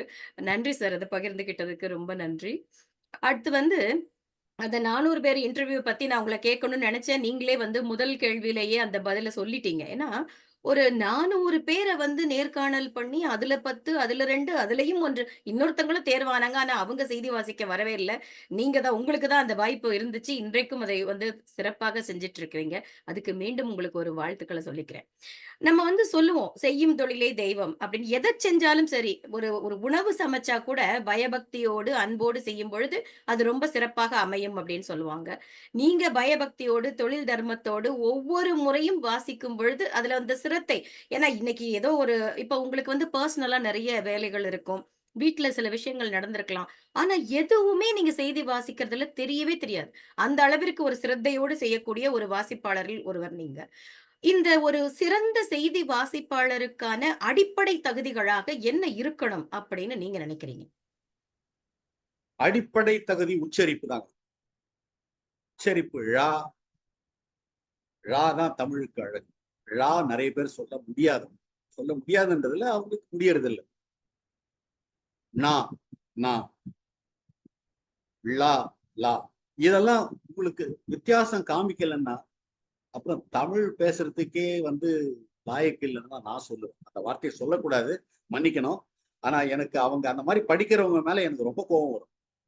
நானும் என்னுடைய மனைவி உட்காந்து நியூஸ் பார்த்துட்டு இருப்போம். இப்ப பாக்குறப்பெல்லாம் கூட நிறைய பேர் வந்து அதுக்கு வந்து உச்சரிப்புக்கு யாருமே ஒரு முயற்சி பண்ற மாதிரி எனக்கு தெரியல. உச்சரிப்புக்கு முக்கியத்துவம் கொடுக்கல. உச்சரிப்பு தான் முக்கியம். அதே மாதிரி வாய்ஸ், உங்களுடைய குரல் வளம், அது முக்கியம். நீங்க குரல் வளத்தை எப்படியும் பாதுகாக்கணும். ஏன்னா அது உங்களுடைய கணீர்னு படிச்சாதான் நியூஸ். உங்க குரல்லையே வந்து நீங்க அது மகிழ்ச்சியான செய்தியா இல்ல துக்கமான செய்தியா அப்படின்னு தெரிஞ்சிடும். இப்ப யாராவது ஒரு துக்க செய்தி வந்தது வச்சுங்களேன். இப்ப வந்து யாராவது வந்து இறந்துட்டாங்க ஒரு தலைவர் அப்படின்றப்போ அதை நீங்க அந்த உங்க வாய்ஸ்லயே உங்களுடைய அந்த நிகழ்ச்சியை சொல்லுங்க. எம்ஜிஆர் அவர்கள் இறந்தார். அப்போ வந்து நியூஸ் படிக்கிறப்போ நீங்க வந்து உங்க முகத்திலையும் உங்க இதுலயும் எம்ஜிஆர் அவர்கள் மறைந்தார் அப்படின்னு சொல்லுங்க. தமிழக முதல்வர் புரட்சி தலைவர் திரு எம்ஜி ராமச்சந்திரன் அவர்கள் இன்று காலமானார் என்பதை மிகவும் வருத்தத்துடன் தெரிவித்துக் கொண்டிருக்கிறோம் அப்படின்னு சொல்லிட்டு அடுத்த நியூஸ் வரப்போ உங்க வாய்ஸை சேஞ்ச் பண்ணும். உங்க வாய்ஸ்லயும் உங்க குரல் வளத்திலையும் தான் அதை வந்து நீங்க காமிக்கணும். அதே மாதிரி இப்ப வந்து அந்த காலத்திலலாம் வந்து நான் முடி இறந்த அரசா இருந்தேன், இப்ப முடி எழுந்த அரசா இருக்கேன். உங்கள் தோற்றத்தையே நீங்க நல்லபடியா வச்சு, இதுதான் இந்த 3 தான் முக்கியம் செய்தி வாசிப்பு. அது இல்லாத டெடிகேஷன் இருக்கணும், பயம் இருக்கணும். General knowledge question. நீங்க வந்து அவங்க சப்போஸ் நியூஸ் எடிட்டிங்லயே அவங்க ஏதாவது தப்பு பண்ணிட்டாங்கன்னா நீங்க அதை திருத்தணும். அதை திருத்துறதுக்கு உங்களுக்கு வந்து ஜெனரல் நாலேஜ் இருந்தா தான் அதை பண்ண முடியும். இந்திரா காந்தி அம்மையார் பீரியட்ல வந்து கருணாநிதி வந்து ஒரு உண்ணாவிரதம் இருக்கணும்.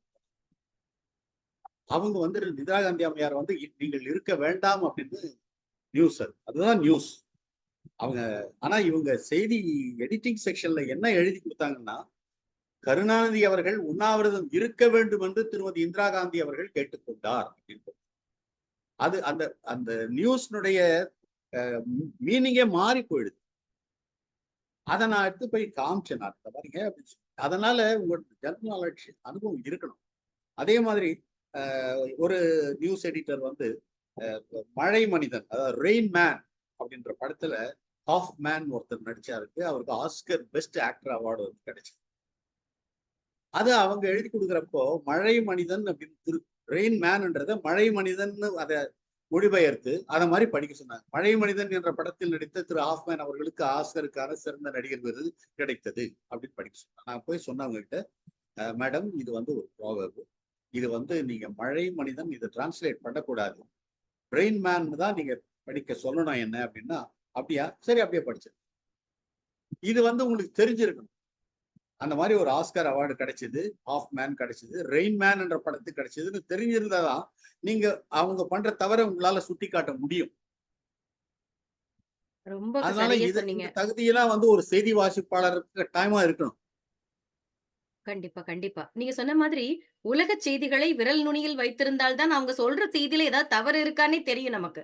இல்லன்னா ஏதோ குடுத்தாங்க, படிச்சோம், போனோம்னு போயிட்டே இருக்கக்கூடாது. நீங்க சொன்னீங்க பாருங்க, உண்ணாவிரதம் இருக்க வேண்டாம்னு சொன்னத அப்படியே உல்டாவா மாத்தி சொன்னா தப்பா இருக்கும் அன்னைக்கு செய்தியே. ஏன்னா ஒரு செய்தி வாசிப்பாளர் எப்படி வந்து ஒரு பேனாவோட நுனியில ஒரு நம்ம நாட்டுடைய சரித்திரமே இருக்கோ, சொல்லுவாங்க இல்லையா? ஒருத்தர் எழுதுறதுல தான் இருக்கு. பத்திரிகை செய்தி எழுதுறவங்களும் சரி, ஒரு செய்தி வாசிக்கிறவங்களும் சரி ரொம்ப கவனமா இருக்கணும். ஏன்னா அவங்க சொல்றதுதான் வேத வாக்கு. அதத்தான் உலக செய்தியா எல்லாருமே தெரிஞ்சுக்குவாங்க. ஆக அதுக்கு அவங்களுக்கு எப்படி அடிப்படை தகுதிகளாக உலக அனுபவம் இருக்கணும். நீங்க சொல்ற மாதிரி ழகர உச்சரிப்பு வந்து இப்பல்லாம் எல்லாமே ஒரே மாதிரி தான் வாசிக்கிறாங்க. அது வந்து நமக்கு வேதனைய தான் குடுக்குது. அத வந்து ஒரு உச்சரிப்பு பரீட்சைனே வைக்கணும் போல இருக்கு இவங்களுக்குலாம். இல்ல பயிற்சியாவது கொடுக்கணும். அதுதான். ஏன்னா அதுதான் உங்களுடைய வருத்தமாவும் இருந்துச்சு. சரி. அடுத்து உங்கள நான் கேட்க நெனச்ச அப்புறம் இன்னும் இந்த ஆ, ஜெனரல் நாலேஜ் பத்தி நான் சொல்ல விரும்புறேன். ஆ. என் முதல்ல என்ன, அந்த தேர்வு டெஸ்ட் நடத்துறப்போ ஒரு கேள்வி கேட்டார் ஒருத்தர். அவர் என்ன கேட்டாரு, இப்போ இந்தியாவின் பெட்ரோலிய அமைச்சர் யார், பெட்ரோலியத்துறை அமைச்சர் யாருன்னு கேட்டார். நான் சொன்னேன் திரு பாலா பழனியூர். அப்போ ஏடிஎம்கே பாலா பழனியூர் தான் அதுல, அவர் பாண்டிச்சேரி எம்பி. அப்போ அவருடைய ஊர் என்ன அப்படின்னு என்ன கேட்டார். நான் பாண்டிச்சேரின்னு சொல்லுவேன்னு அவர் நினைச்சிட்டு கேட்டார். ஆனா நான் சொன்னேன் அவர் பேர்லயே இருக்குங்க அப்படின்னு. என்ன சொல்றீங்க அப்படின்னாரு. பழனூர் தாங்க அவர் ஊர் பேரு, பாலா பழனூர் அப்படி சொன்னாருங்க அப்படின்னு. அப்படியான்னு அவரே என்ன கேட்டார். இந்த மாதிரி உங்களுக்கு ஜெனரல் நாலேஜ் தெரிஞ்சாதான் இதெல்லாம் தெரிஞ்சிருக்க முடியும். என்ன கேட்டாங்க, அந்த காலத்து ஜப்பான் பிரைம் மினிஸ்டர் யாருன்னு கேட்டாங்க. அதை நான் தெரிஞ்சு வச்சிருந்ததுனால சொன்னேன் நான். இதெல்லாம் ஒரு செய்தி வாசிக்கிறதுக்கு ஆசையா இருக்குன்னா இதெல்லாம் தெரிஞ்சிருக்கணும். வெறும் அழகு மட்டும் இருந்தா போதாது, அதுதான் முக்கியம். ரொம்ப கரெக்ட்டா சொன்னீங்க. அழகு, அறிவு, ஒரு ஒரு சமயோஜித யோசனை, அதாவது அது புத்தி இருக்கணும். correct. ஏன்னா, அது ரொம்ப முக்கியம். அதுவும் ஒரு நான் சொன்ன மாதிரி இந்த உலகத்திற்கே கொண்டு போய் ஒரு செய்திய சேர்க்கிறவங்களுக்கு, அவங்களுக்கு ஒரு தார்மீக கடமை அது. இதெல்லாம் இருந்தா மட்டும் தான் அவங்க அந்த தொழிலுக்கே வரணும். ஆனா, இப்ப அப்படி இல்ல. அ அடுத்து உங்ககிட்ட நான் கேட்க நெனச்ச கேள்வி, தி பெஸ்ட் எக்ஸ்பீரியன்ஸ் அப்டின்னா, என்னால மறக்க முடியாத நினைவு, ஒரு அனுபவம் அப்படின்னு கேட்ட உடனே, இத்தன வருடங்கள் நீங்க செய்தி வாசிச்சிருக்கிறீங்க. டப்புனு ஒரு விஷயத்த கேட்டா உங்களுக்கு நினைவுக்கு வருவது என்னவாக இருக்கும்? இது வந்து செய்தி வாசிப்பு சம்பந்தப்பட்டது இல்லைன்னாலும் அது செய்தி வாசி குரூப்ல இருந்த ஒரு சம்பவம். எம்ஜிஆர் அவர்கள் இறந்து விட்டார்.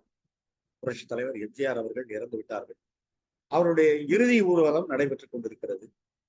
அந்த இறுதி ஊர்வலத்தில் மெரினா கடற்கரையில் நேரடி ஒளிபரப்பு செய்து கொண்டிருக்கிறார். அதுக்கு வந்து என்னதான் வந்து ரன்னிங் கமெண்ட்ரி கொடுக்கணும் அப்படின்னு சொல்லிட்டு என்னையும் திரு வலம்புரி ஜான், அப்போ அவங்க எம்பி, நான் எங்க 2 பேரும் தான் போயிருந்தோம். அது என்னால ஒரு மறக்க முடியாத நிகழ்வு. ஏன்னா எல்லா தலைவர்களும், இந்தியாவில் இருக்கிற எல்லா தலைவர்களும், குடியரசுத் தலைவர் நீலம் சஞ்சீவ ரெட்டி அவர்களிலிருந்து எல்லோருமே அந்த நிகழ்ச்சிக்கு வந்திருந்தார்கள் மெரினா கடற்கரை. அதுக்கு நான் தான் அதை நான் ரொம்ப பெருமையா கருதுறேன். அதை இன்னும் கூட நான் அந்த அந்த ஒரு நிகழ்வை மறக்க முடியாது. அப்போ நான் ஒரு வார்த்தை ஒரு கமெண்ட்ரியில சொல்றப்போ, சந்தன நிறம் கொண்ட தலைவன் இப்பொழுது சந்தன பேழையிலே உறங்கப் போகிறான். அது வலம்புரி ஜானே என்ன பாராட்டினார். அதெல்லாம் நான் எதுவுமே எழுதிட்டு போல, எனக்கு எக்ஸ்டம்போரா வந்ததுதான் பண்ணேன். இது என்னால ஒரு மறக்க முடியாத ஒரு நிகழ்வு நான் நினைக்கிறேன் செய்தி வாசிப்புல. சிறப்பு. பாருங்க, உங்க அப்பா உங்கள புலவர் ஆகணும்னு ஆசைப்பட்டாரு. ப்ரூவ் பண்ணிட்டீங்கல்ல. இங்க ரொம்ப அழகாக ஒரு செய்தி நீங்களே அந்த இடத்துல ஸ்பான்டேனியஸா தோன்றது. அதுதான் அந்த புலவர் தன்மைன்னு சொல்லுவாங்க. நமக்கு மனசுக்குள்ள இருக்கிற தமிழ் அப்படி வார்த்தைகளாக விழும். அது ரொம்ப அழகாக நீங்க செஞ்சிருக்கிறீங்க. ரொம்ப மகிழ்ச்சி. இப்போ உங்ககிட்ட ஒரு ஒரு அ படம் ஒண்ணு காமிச்சு கேட்க நினைக்கிறேன். ஒரு நிமிடம்.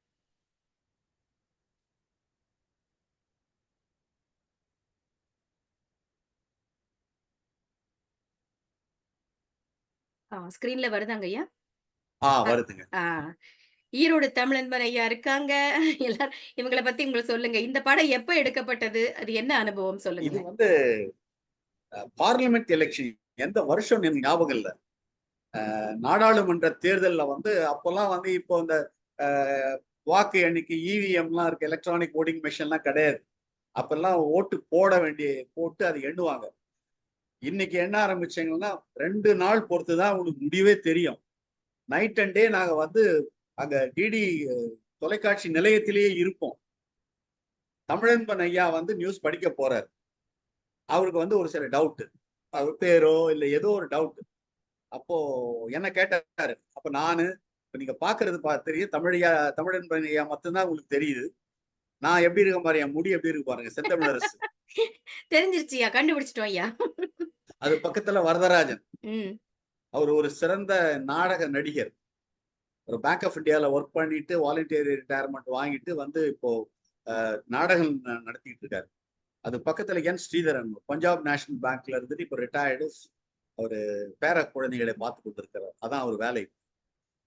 பக்கத்துல இன்னொருத்தர் பாதி தெரிகிறார். அவர் சண்முக சுந்தரம். அவங்க ரெஃபரன்ஸ் ஆபீசர்னு அங்க ஒரு போஸ்ட் இருக்கு. அந்த ரெஃபரன்ஸ் ஆபீசர் அவங்க வேலைன்னா, இப்ப ஏதாவது ஒரு ஆனந்தி அப்படின்னா, அன்புடன் ஆனந்தினா உடனே அவர்கிட்ட அந்த போட்டோஸ் எல்லாம் வச்சிருப்பாங்க. அதை எடுத்து கொடுக்கணும். இல்ல நான் அந்த தொகுதியில இவர் வென்றார் அப்படின்னா அவரு போட்டோ எடுத்து அவர் கொடுக்கணும். அதான் ரெஃபரன்ஸ் ஆபீசர். அவர் தான் அவருடைய வேலை அது. இது இந்த நிகழ்ச்சி நாங்க இது எனக்கு ஞாபகம் இருக்கு. நள்ளிரவு 1 மணிக்கிட்ட இந்த போட்டோ எடுத்து நைட் கம்ப்ளீட்டா இரவு முழுவதும் செய்தி இருக்கும். ரொம்ப சந்தோஷமா இருக்கும். எல்லாம் இருப்பாங்க. அங்க இருந்து வெளியில இருந்து பார்சல் வாங்கிட்டு சாப்பிட்டுட்டு கொண்டாட்டமா இருக்கும். அது ஒரு நல்ல போட்டோ, அருமையான போட்டோ. நீங்க ஞாபகப்படுத்துறீங்க பழைய ஏன்னா, நினைவுகளை. உங்க அந்த எல்லாருடைய முகத்திலயும் அந்த பொலிவு தெரியுது. நீங்க நள்ளிரவு 1 மணின்னு சொன்னாதான் தெரியுது. அவ்வளவு ஆனந்தமா மகிழ்ச்சியோட உட்கார்ந்து வேலை பார்த்துட்டு இருக்கிறீங்க. ரொம்ப ரொம்ப ஃபுல்லா சிறப்பு. மேக்கப் போட்டிருப்போம் எல்லாருமே. ஏன்னா மேக்கப் இஸ் a must அப்ப நியூஸ் படிக்கிறோம். ரொம்ப ரொம்ப அது சிறப்பு. அழகுக்காக இல்ல. அது ம். இந்த முகத்துல இருக்கிற எண்ணெய் இதெல்லாம் தெரியும் லைட்டிங்ல. அதை மறைக்கிறதுக்காக இந்த மாதிரி மேக்கப். ரொம்ப ரொம்ப சிறப்பு. இப்போ நிறைவாக, ஏன்னா இவ்வளவு நேரம் பொறுமையாக நாங்க கேட்ட கேள்விக்கெல்லாம் நீங்க கூடுதல் தகவல்களும் எங்களுக்காக குடுத்தீங்க. இப்ப எங்களுக்காக, ஏன்னா உங்கள நெனச்சாலே அந்த கம்பீர குரல், அந்த உட்கார்ந்து செய்தி வாசிக்கிற அந்த நிலை தான் எங்களுக்கு மனசுல வரும். எங்களுக்காக ஒரு சாம்பிள் செய்தி எதையாச்சும் வாசிச்சு காட்ட முடியுமா? நான் ஒண்ணு எடுத்துட்டு வந்திருக்கேன். ஆனா இது ரொம்ப பழைய செய்தி. ஆனா இப்ப இருக்கிற நியூஸ் கொடுக்க மாட்டாங்க. ஸ்கிரிப்ட் எல்லாம் கொடுக்க மாட்டாங்க. அதை அவங்க ரெக்கார்ட் பண்ணி இதுல ஆர்கைவ் பண்ணணும் அது. அதனால பழைய செய்தி ஒண்ணு நான் படிச்சேன். ம். தலைப்புச் செய்திகள். அதை மொத்தம் நான் இப்ப படிக்கிறேன். சரிங்க சார். வணக்கம். தலைப்புச் செய்திகள் வாசிப்பது செந்தமிழரசு. தமிழ்நாட்டில் உள்ள ரேஷன் கடைகளில் பொருட்களை வாங்கச் செல்வோம் கைவிரல் ரேகையை பதிவு செய்யும் பயோமெட்ரிக் முறை மீண்டும் நடைமுறைக்கு கொண்டு வர தமிழ்நாடு அரசு அனுமதி அளித்திருக்கிறது. முதல்வரின் தனிப்பிரிவு சிறப்பு அதிகாரியாக ஷில்பா பிரபாகர் சதீஷை நியமனம் செய்து தலைமைச் செயலர் வே இறையன்பு உத்தரவிட்டிருக்கிறார். கரோனா தடுப்பூசி செலுத்திக் கொண்டால் மலட்டுத்தன்மை ஏற்படும் என்பதற்கு அறிவியல் பூர்வமான ஆதாரம் இல்லை என்று மத்திய அரசு விளக்கம் அளித்திருக்கிறது. நாகாலாந்து மாநிலம் முழுவதும் பதட்டமான பகுதியாக ஏற்கனவே அறிவிக்கப்பட்டுள்ள நிலையில் மேலும் 6 மாதம் ஆயுதப்படை சட்டத்தை நீட்டித்து மத்திய உள்துறை அமைச்சகம் உத்தரவிட்டுள்ளது. கொரோனா 2ஆம் அலையை கையாண்டதில் தமிழ்நாடு முதலிடத்தில் இருப்பதாக லோக்கல் சர்க்கிள் என்ற தனியார் நிறுவனம் நடத்திய ஆய்வில் தெரிய வந்துள்ளது. இப்பொழுது விரிவான செய்திகள். நன்றி, வணக்கம். அருமை, அருமை, அருமை, அருமை. என்னத்த சொல்ல? Super, super. ரொம்ப நல்லா இருந்தது. நன்றி, நன்றி. கொரோனாவையும் உள்ள கொண்டு வந்துட்டீங்க. தற்சமயம் உள்ள அத இப்ப அந்த சமயத்துல படிச்ச ஹெட்லைன்ஸ் அது. கடந்து வந்த இது கரெக்ட்டா கொண்டு வந்துட்டீங்க உள்ள. ரொம்ப மகிழ்ச்சி. நிறைவாக, அதாவது உங்களுடைய மன நிறைவாக இருந்துச்சு. உங்களுடைய நேர்காணல், கலந்துரையாடல் எப்படி வேணா நம்ம வச்சுக்கலாம். ஏன்னா உங்கள பத்தி நெறைய தெரிஞ்சுக்கிட்டோம். இப்போ எல்லாரும் ஆவலோட இருப்பாங்க உங்ககிட்ட பேசுறதுக்கு. நாங்க கேட்டுக்கிறது ஒண்ணே ஒண்ணுதான். ஐயாவிடம் ஏதாவது கேட்கணும்னா ஒரு 1 நிமிடம் எடுத்துக்கோங்க. கை உயர்த்தினா நாங்க அவங்கள அந்த வரிசைப்படி கூப்பிடுறோம். முதலாவதாக டாக்டர் சோம இளங்கோவன் ஐயா அவர்களை அழைக்கிறேன். ஐயா வாங்க. இந்த நிகழ்ச்சிக்கு வித்திட்டவரே சோம இளங்கோவன் ஐயா அவர்கள் தான். அதனால அவரு முதல்ல அவருக்கு பாதம் பணிந்த நன்றி. இப்படி ஒரு அருமையான ஒரு மனிதர் ஆளுமையை நம்ம திணை அமெரிக்கா வாயிலாக எங்கள் அனைவருக்கும் கொண்டு வந்து இன்னைக்கு நிப்பாட்டிருக்கீங்க. ரொம்ப நன்றி ஐயா. வாங்க. எனக்கு அவர் தந்தை பெரியார் அவர்களுடைய படம் இருக்கின்றது. ஒரு விஷயத்தை நான் சொல்ல வேண்டும். என்னுடைய பிறந்த நாளும், மன்னிக்கவும், தந்தை பெரியார் அவர்களின் பிறந்த நாளும் என்னுடைய பிறந்த நாளும் செப்டம்பர் 17, இன்னும் 3 நாட்களில் வர இருக்கின்றன. அதை நான் பெருமையோடு சொல்லிக் கொள்கின்றேன்.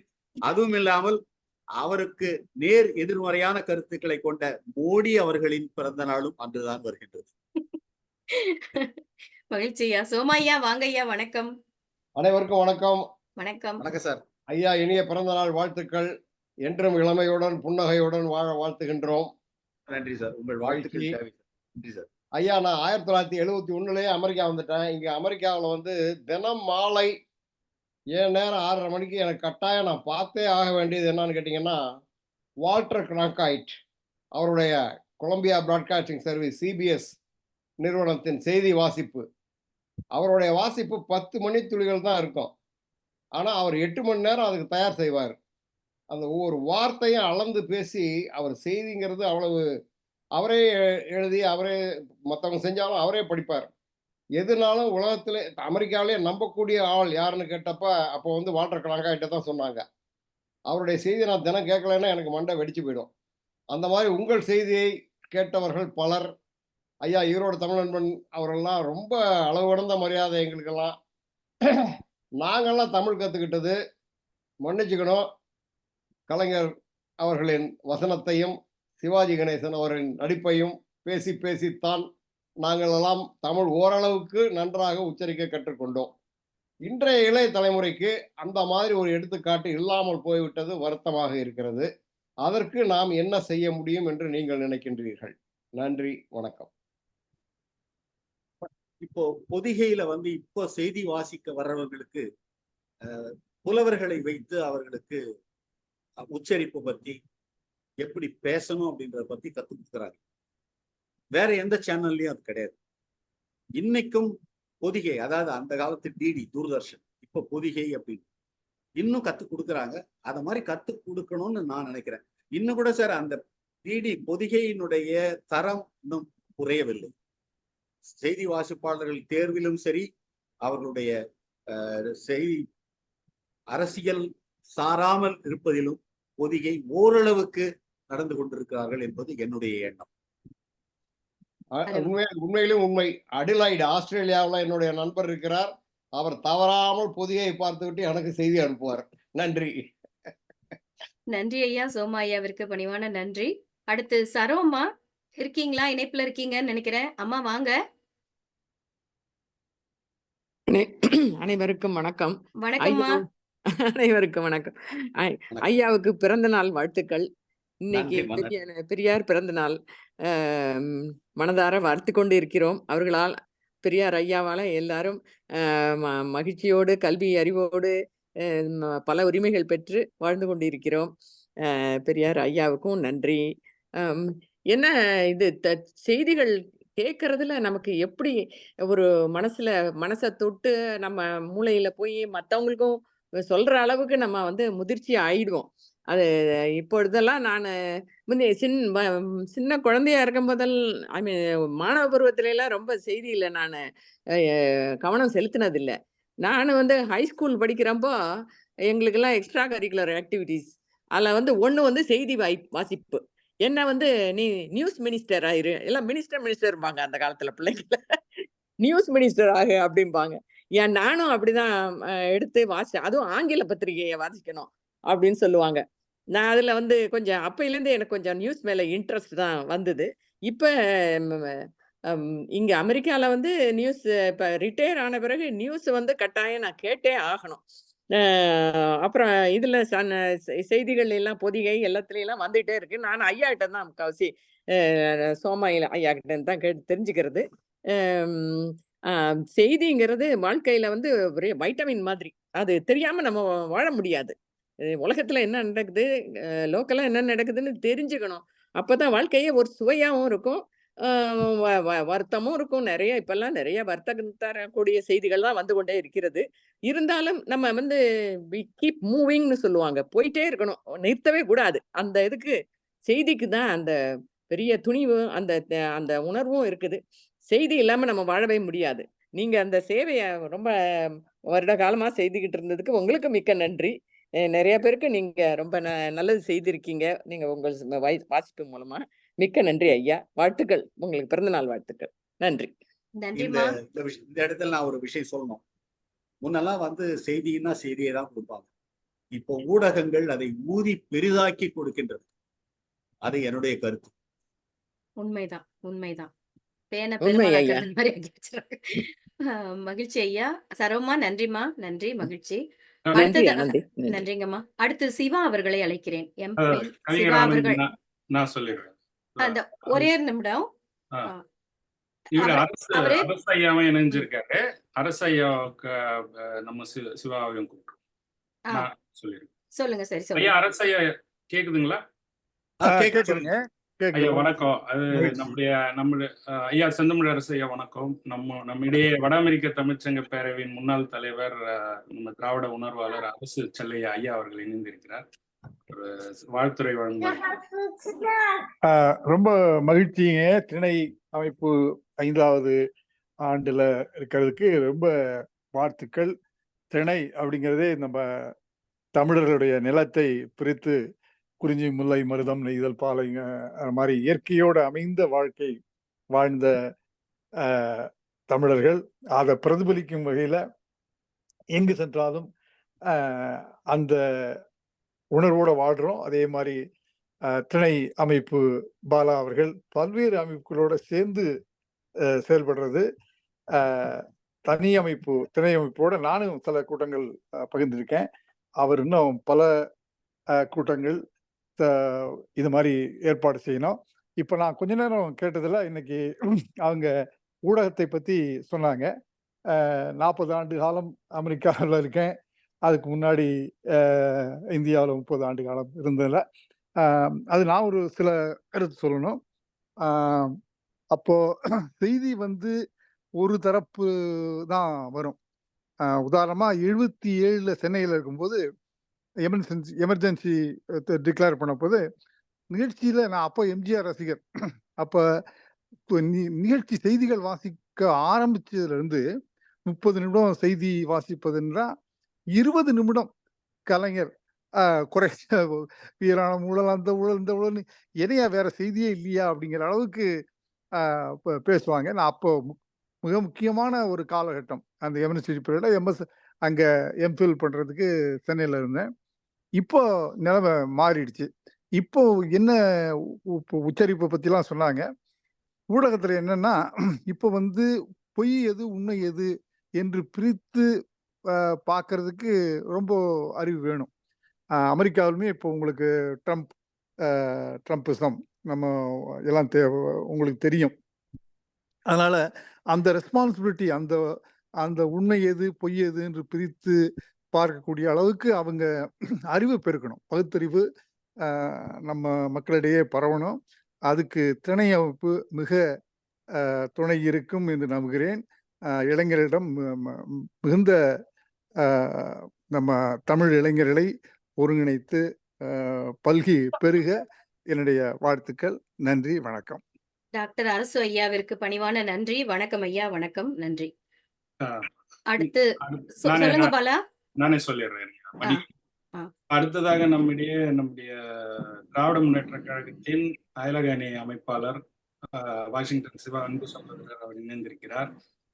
வாங்க சிவா. வணக்கம் பாலா. மதிப்புக்கும் மரியாதைக்கும் வரையான சோமலிங்கன் ஐயா அவர்களுக்கு, விருந்தினர் அவர்களுக்கு. திணை அமைப்பு என்பது அமெரிக்காவிலே ஒரு முக்கியமான அமைப்பாக மாறி இருக்கிறது என்றால் அது எந்த விதமான மாற்று கருத்தும் அல்ல. அது மட்டுமல்ல, நாம் சில விஷயங்களில் பேச முடியாத விஷயம்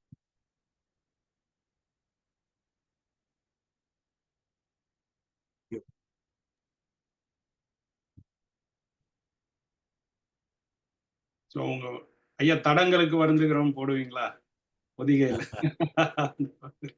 சிவா உங்களுடைய வாய்ஸ் கேட்கல சார். நீங்க வீடியோ ஆஃப் பண்ணிட்டு பேசுங்க சார். சில நேரம் இணையம் அப்ப உதவி செய்யும். வீடியோ ஆஃப் பண்ணிட்டு பேச முயற்சி பண்ணுங்க சார்.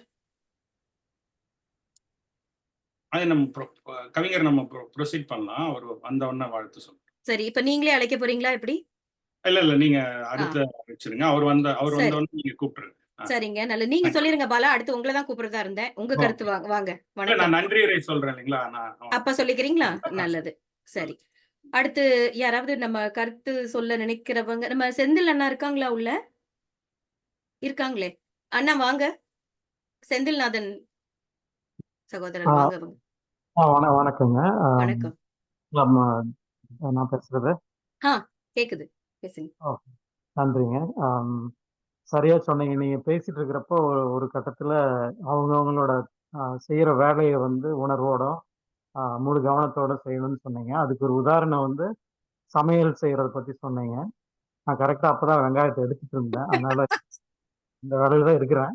ரொம்ப ஆப்டான உதாரணம் சொல்லியிருக்கீங்கன்னு நினைச்சேன். ரொம்ப நன்றி கூப்பிட்டதுக்கு. ஐயா, உங்க பேச்சு ரொம்ப அருமையா இருந்தது. அந்த ஒரு பழைய காலகட்டத்தை நினைவுபடுத்தினீங்க. எனக்கு ஒரு சின்ன கேள்விங்க. இப்போ அந்த காலத்துல எல்லாம் நீங்க பணியாற்றுகிற போது அல்லது ரொம்ப அதுக்கப்புறம் கூட இந்தியாவில் பார்த்தா நியூஸ்ங்கிறது அது at least TV channels, private channels எல்லாம் இல்லாம இருந்தது இல்லைங்களா? Only option Doordarshan. எனக்கு ஆக்சுவலாக பொதிகை எல்லாம் வந்தப்ப எனக்கு டிவி இல்லைன்னு நினைக்கிறேங்க. அதனால நான் பார்த்த ஞாபகம் இல்லை. ஸோ இருந்தாலுமே அப்போ செய்தியை மக்கள்கிட்ட கொண்டு போய் சேர்த்துற பணி ஒன்லி கவர்மெண்ட் கிட்ட தான் இருந்திருக்கு. பட் இப்போ அந்த நிலைமை எதுவாக மாறிடுச்சுன்னு நினைக்கிறேன். எல்லாரும் private channels, TV, YouTube channels நிறைய இருக்கிறதுனால, நிறைய ஊடக வசதிகள் இருக்கனால அது வந்திருக்கு. இது எப்படி ஒரு கண்ட்ரோல்டா போயிட்டு இருக்குன்னு நினைக்கிறீங்களா? நம்ம ஊர்ல அது ஆக்கப்பூர்வமான ஒரு முன்னேற்றம் நினைக்கிறீங்களா? உங்க கருத்து என்ன? நன்றிங்க. என்னுடைய கருத்து இப்போ நீங்க சொன்ன மாதிரி தமிழ் சேனல் மொத்தம் எடுத்துங்க. நியூஸ் சேனல் முன்ன பொதிகை ஒண்ணுதான், டிடியில தான் 2 நியூஸ், செய்தி சுருக்கம் அப்புறம் மெயின் நியூஸ். செய்தி சுருக்கம் 7 மணிக்கு, செய்தி 8:40. இந்த 2 நியூஸ் தான் இருக்கும். இப்ப நீங்க பாத்தீங்கன்னா தமிழ் செய்தி மொத்த சேனல் மொத்தம் 20க்கு மேல இருக்கு. அந்த 20 சேனல்ல பாத்தீங்கன்னா பொதிகை ஒண்ணுதான் அரசு நடத்துற சேனல். மற்ற எல்லா சேனலும் நீங்க சொன்ன மாதிரி தனியார் நடத்துறது. தனியார் நடத்துறாங்கன்னா அது டெஃபினட்டா அரசியல் இல்லாம இருக்கிறதுக்கு வாய்ப்பே இல்லை. ஒரு சில சேனல் ஆளும் கட்சி, ஒரு சில சேனல் எதிர்கட்சிகள், ஒரு சில சேனல் அரசியல்வாதிகள், அவங்க தான் நடத்திக்கிட்டு இருக்காங்க. அதனால நீங்க அதுல நடுநிலையை பார்க்க முடியுமான்றது சந்தேகம். இதுதான் என்னுடைய பார்வை. அருமை. வேற ஏதாவது கேள்வி இருக்கானா? கேட்டு முடிச்சிட்டீங்களா? நாங்க நியூஸ் படிச்சிட்டு இருந்தப்போ மொத்தம் மேக்சிமம் ஒரு சமயத்துல 18 பேர் தான் இருந்தோம். அதுவும் ஒரே சேனல்ல. அதுக்கப்புறம் சன் டிவி, ராஜ் டிவி எல்லாம் இன்னைக்கு மொத்த செய்தி வாசிப்பாளர்களின் எண்ணிக்கை, நாங்க ஒரு தமிழ் செய்தி வாசிப்பாளர்கள் சங்கம்னு ஒண்ணு நடத்திக்கிட்டு இருக்காங்க. மொத்தம் 495 பேர் அதுல மெம்பர்ஸ். அத்தனை செய்தி வாசிப்பாளர்கள் இருக்காங்க. நன்றி நன்றி. ஐயா உங்களுக்கு ஒரே ஒரு கருத்து. அம்மா ஒரே ஒரு ஆ, மணி துளி. ஆ, ஐயா உங்களுக்கு ஒரு சிறப்பான செய்தி சொல்லணும்னு ரொம்ப ஆவலோட இருக்கிறேன். இங்க சொல்லுங்க ஐயா. அமெரிக்காவில் பாத்தீங்கன்னா, அமெரிக்காவுல தமிழ் பள்ளிக்கூடம் இல்லாத நகரமே கிடையாது.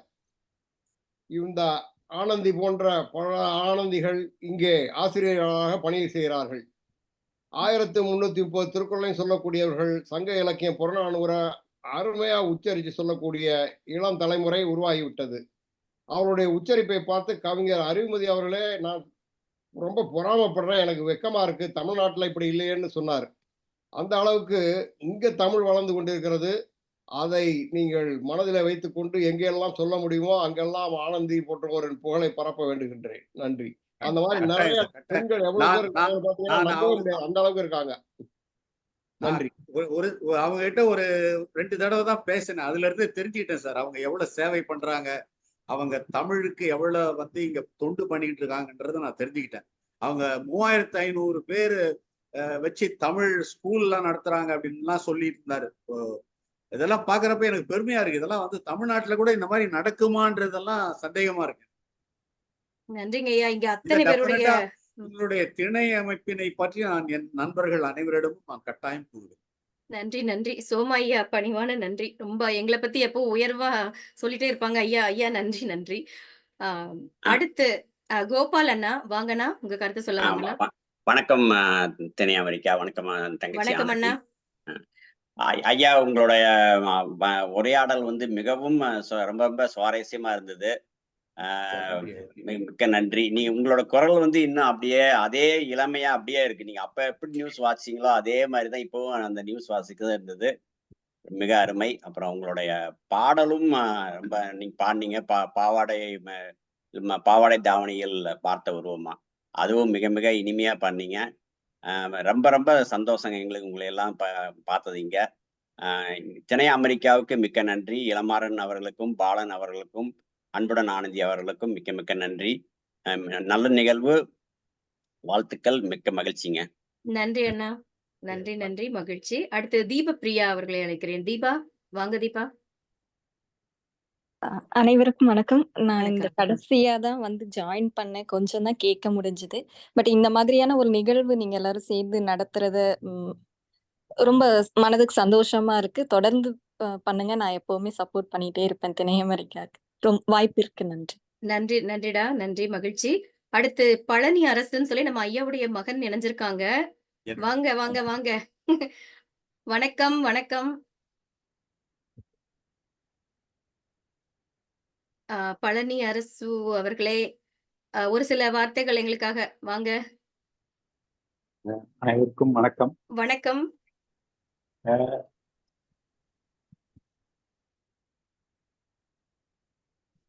இன்று இந்த நிகழ்ச்சியை பார்க்கறதுக்கு ரொம்ப ரொம்ப சந்தோஷமா இருக்கு. என்னுடைய தந்தை நினைத்தாலே எனக்கு எப்பவும் பெருமைதான். என்னால அவரை மாதிரி தமிழ் அந்த அளவுக்கு எனக்கு வராது. ஆனா தமிழ் மேல ரொம்ப ரொம்ப எனக்கும் பற்று ஆசை நிறைய இருக்கு. அவர் அளவுக்கு இல்லை. நீங்க அமெரிக்காவில இந்த மாதிரி தமிழ் பண்றதை பார்க்கும்போது எனக்கே ரொம்ப பெருமையா இருக்கு, ரொம்ப சந்தோஷமா இருக்கு. ஐ ஜஸ்ட் விஷ் நீங்க இந்த மாதிரி இன்னும் நிறைய பண்ணணும். நன்றி சார், நன்றி சார். அவசரமா பேசிட்டு மியூட்டுக்கு போயிட்டீங்க. நீங்க சொன்னீங்க உங்க அப்பாவை நினைச்சு உங்களுக்கு ரொம்ப பெருமையா இருக்கு. நாங்க எல்லாருமே அவரை கொண்டாடிட்டு இருக்கோம். அவர் உங்களுடைய குரலும் நல்ல கம்பீரமா இருக்கு. நல்ல அழகா தமிழ் உச்சரிக்கிறீங்க. நீங்களும் புலிக்கு பிறந்தது பூனையாகுமா அப்படிங்கிற மாதிரி. மகிழ்ச்சி மகிழ்ச்சி. அடுத்து நன்றிங்க, நன்றி. மகிழ்ச்சி சார், மகிழ்ச்சி. அடுத்ததாக நாம் அழைக்க இருப்பது தனசேகரன் ஐயா அவர்கள். வாங்க. வணக்கம். ஹலோ, வணக்கம் மேடம். வணக்கம். வாங்க வாங்க. இதுல நான் உங்களை எல்லாரையும் சந்திச்சதுல ரொம்ப சந்தோஷப்படுறேன். அதுலயும் ஒரு தமிழ் சார்ந்த விஷயங்கள் அப்படிங்கும் பொழுது ரொம்ப பெருமையாக இருக்குது. ரொம்ப நாளைக்கு பிறகு இந்த மாதிரி அமெரிக்காவில் ஒரு நிகழ்ச்சியில நான் கலந்துக்கிறதுல எனக்கு ரொம்பவே சந்தோஷமா இருக்குதுங்க. நான் உங்களை காண்டாக்ட் பண்றேன். திணை அமெரிக்காவை காண்டாக்ட் பண்ணி எங்களுக்கு ஏதாவது உதவிகள் தேவைப்பட்டாக்க நான் உங்களை இது பண்றேன். ரொம்ப நன்றி. நன்றிங்க. நன்றி. மகிழ்ச்சி. ஓகே. அடுத்தது நம்ம ரவி அவர்களை அழைக்கிறேன். ரவி, வாங்க ரவி. அனைவருக்கும் வணக்கங்க. ரொம்ப வணக்கம். நன்றி அன்பு ஆனந்தி. மிக அருமையான உரையாடல். ஐயா, பிறந்தநாள் வாழ்த்துக்கள். நன்றி அஹ், நன்றி நன்றி. இந்த உரையாடல் கலந்துரையாடல் கேட்டதுல உங்களுக்கு சொன்ன மாதிரி நாங்கள் அந்த பிரபு அறிமுகத்துல சொன்ன மாதிரி அந்த காலத்துல நாங்க உங்க குரல் கேட்டது அதே மாதிரி நீங்க இப்போ நியூஸ் வாசிச்சது அப்படியே இருந்தது. எங்களுக்கு அந்த உண்மையிலேயே அந்த காலகட்டத்துக்கு கொண்டு போயிடுச்சு. மிக்க நன்றிங்க ஐயா. திணை அமெரிக்கா வழியா இந்த கலந்துரையாடல் நடந்தது மிக்க மகிழ்ச்சி. எனக்கு ஒரு கேள்விங்க ஐயா. நீங்க செய்தி வாசிச்ச இதுல உங்களுக்கு மிக மகிழ்ச்சியோட நீங்க வாசிச்ச செய்தி என்ன? அதே சமயத்துல ரொம்ப வருத்தத்தோட வாசிச்ச செய்தி என்ன? வருத்தத்தோட வாசிச்ச செய்தி என்னுடைய அபிமான பாடகர் திரு AM ராஜா அவர்கள் இறந்த செய்தி. நான் நியூஸ் படிச்சுட்டு இருக்கப்ப அது பிளாஷ் நியூஸ் மாதிரி வந்தது. அப்ப நான் ஏதோ பொலிட்டிக்கல் செய்தியா தான் இருக்கும், அரசியல் செய்தியா தான் இருக்கும்னு சொல்லிட்டு அப்ப பேப்பர் ஷீட் தானே கொடுப்பாங்க. அதை வாங்கி பார்த்த உடனே எனக்கு உண்மையிலேயே வருத்தம், ரொம்ப வருத்தம். அவர் ஒரு ரயில் பிளாட்ஃபாரத்துல இருந்து ரயில் கீழே இறங்கி அதுல கீழே விழுந்து இறந்துட்டாரு. அது என்னால தாங்க முடியல. அந்த செய்தியை படிக்கிறதுக்கு எனக்கு ரொம்ப கஷ்டமா இருந்தது. அந்த சமயத்துல நீங்க உங்களுடைய அந்த துக்கத்தையோ வருத்தத்தையோ காமிக்க கூடாது செய்தி வாசிக்கிறோம். அதை என்ன ரொம்ப கட்டுப்படுத்திட்டு நான் அந்த செய்தியை வாசித்தேன். அது எனக்கு உண்மையிலேயே ரொம்ப வருத்தமாக தான் இருந்தது. சந்தோஷமான செய்திகள் நிறைய வாசித்திருக்கேன். அது எதை சொல்றது அப்படின்னு தெரியல. இருந்தாலும் அரசியல் செய்திகள்ல எனக்கு சந்தோஷ செய்தின்னா கலைஞர்கள் முதல்வரா பதவி ஏற்றது நான் படிச்சேன். அது எனக்கு ரொம்ப சந்தோஷமான ஒரு செய்தியா நான் நினைக்கிறேன். தமிழை வளர்த்தவர்களில் கலைஞர் மு. கருணாநிதி அவர்கள் முதன்மையானவர். ரொம்ப அருமை. நன்றிங்க. நன்றி ரவி. நன்றி. உங்க வாயில இன்னைக்கு கூட எக்ஸ்ட்ரா 2 தகவல் போனஸா வாங்கி கொடுத்திருக்கீங்க ஐயா கிட்ட. நன்றிங்க ரவி. அடுத்ததாக தங்கச்சி அண்ணி. வாங்க வாங்க அண்ணி, வாங்க அண்ணி. வணக்கம். வணக்கம் எல்லோருக்கும் வணக்கம். வணக்கம் வணக்கம். அமெரிக்கா 5வது ஆண்டு நிகழ்ச்சிக்கு நன்றி. சிறப்பு விருந்தினர் ஐயாவுக்கு நன்றி. ஐயா அந்த காலத்துக்கு கூட்டின்னு போனாரு. ஒளிமொழியும் நான் பார்த்திருக்கேன். எங்க வீட்டுல டிவியில மேல போய் பார்த்துட்டு வரோம் மாடி வீட்டுல. அப்புறம் அவர் ஒர்க் பண்ண தூர்தர்ஷன் அப்பா மிஸ்டர் நடராஜன், டைரக்டர் நடராஜன் அப்பாவோட ஃப்ரெண்டு. அந்த வழியில எங்களுக்கு கனெக்ட். ஆமாங்க. அதனால அவரோட பையன் கல்யாணத்துக்கு கூட நாங்க போனப்போ சோபனா ரவி, இந்த சந்தியா அவங்கள நான் பார்த்தோம் அங்க. சோபனா ரவி எங்களோட நானும் வந்திருந்தேன். இல்ல நானும் வந்திருந்தேன். நீங்க என்ன பாக்கலையா? நீங்க சோபனா ரவிய சந்தியாவையும் பார்த்து நீங்க என்னையேன்னு பார்க்கவில்லை. MS அம்மாவையும் பார்த்தோங்க. இப்ப பாத்துட்டோங்க. நான் இந்த இடத்துல ஒரு ஸ்மால் ஜோக் ஒண்ணு சொன்னேன். செந்தமிழரசு, வரதராஜன், தமிழன்பன் அவங்க எல்லாம் நியூஸ் வாசிக்கிறப்ப எல்லாம் நியூஸ் கேக்குறாங்க. சோபனா ரவி, சந்தியா அவங்க எல்லாம் நியூஸ் படிக்கிறப்ப அவங்க நியூஸ் பாக்குறாங்க. அதான் ரெண்டுமே நான் பண்ணேன். இல்ல ரெண்டுமே பண்ணாங்க. அப்புறம் உங்களுடைய பன்முறை இது நீங்க வெறும் செய்தி வாசிப்பு மற்றும் இல்ல பல துறையிலயும் நீங்க நல்லாவே உங்களுடைய இது சொன்னீங்க. உங்களுடைய பாடல் உங்கள் மனைவிக்கு நினைச்சு பாடிருக்கீங்கன்னு நினைக்கிறேன். பாரதியார் பாட்டை நீங்க முதல் பரிசுன்னு சொன்னீங்க. ரொம்ப மகிழ்ச்சிங்க. உங்களோட வானிலை அறிக்கை ரொம்பவும் நகைச்சுவையா இருந்தது. அப்புறம் நியூஸ் வாசிக்கிறதுக்கு என்னென்ன வேணும், உச்சரிப்பு, தோற்ற பொலிவு, ஜெனரல் நாலேஜ் எல்லா டிப்ஸும் கொடுத்தீங்க. இனி எங்க போய் நான் வாசிக்கிறது? ரொம்ப நன்றிங்க ஐயா. நன்றிங்க அண்ணி. மகிழ்ச்சி. அவங்க கோபாலகிருஷ்ணன் அண்ணா அவர்களுடைய மனைவி கற்பகம் அவங்க. நன்றி நன்றி. எல்லாருக்கும் நன்றி. நன்றி அண்ணி. நன்றி. அடுத்ததாக தர்மராஜ் அவர்களை அழைக்கிறேன். வாங்க.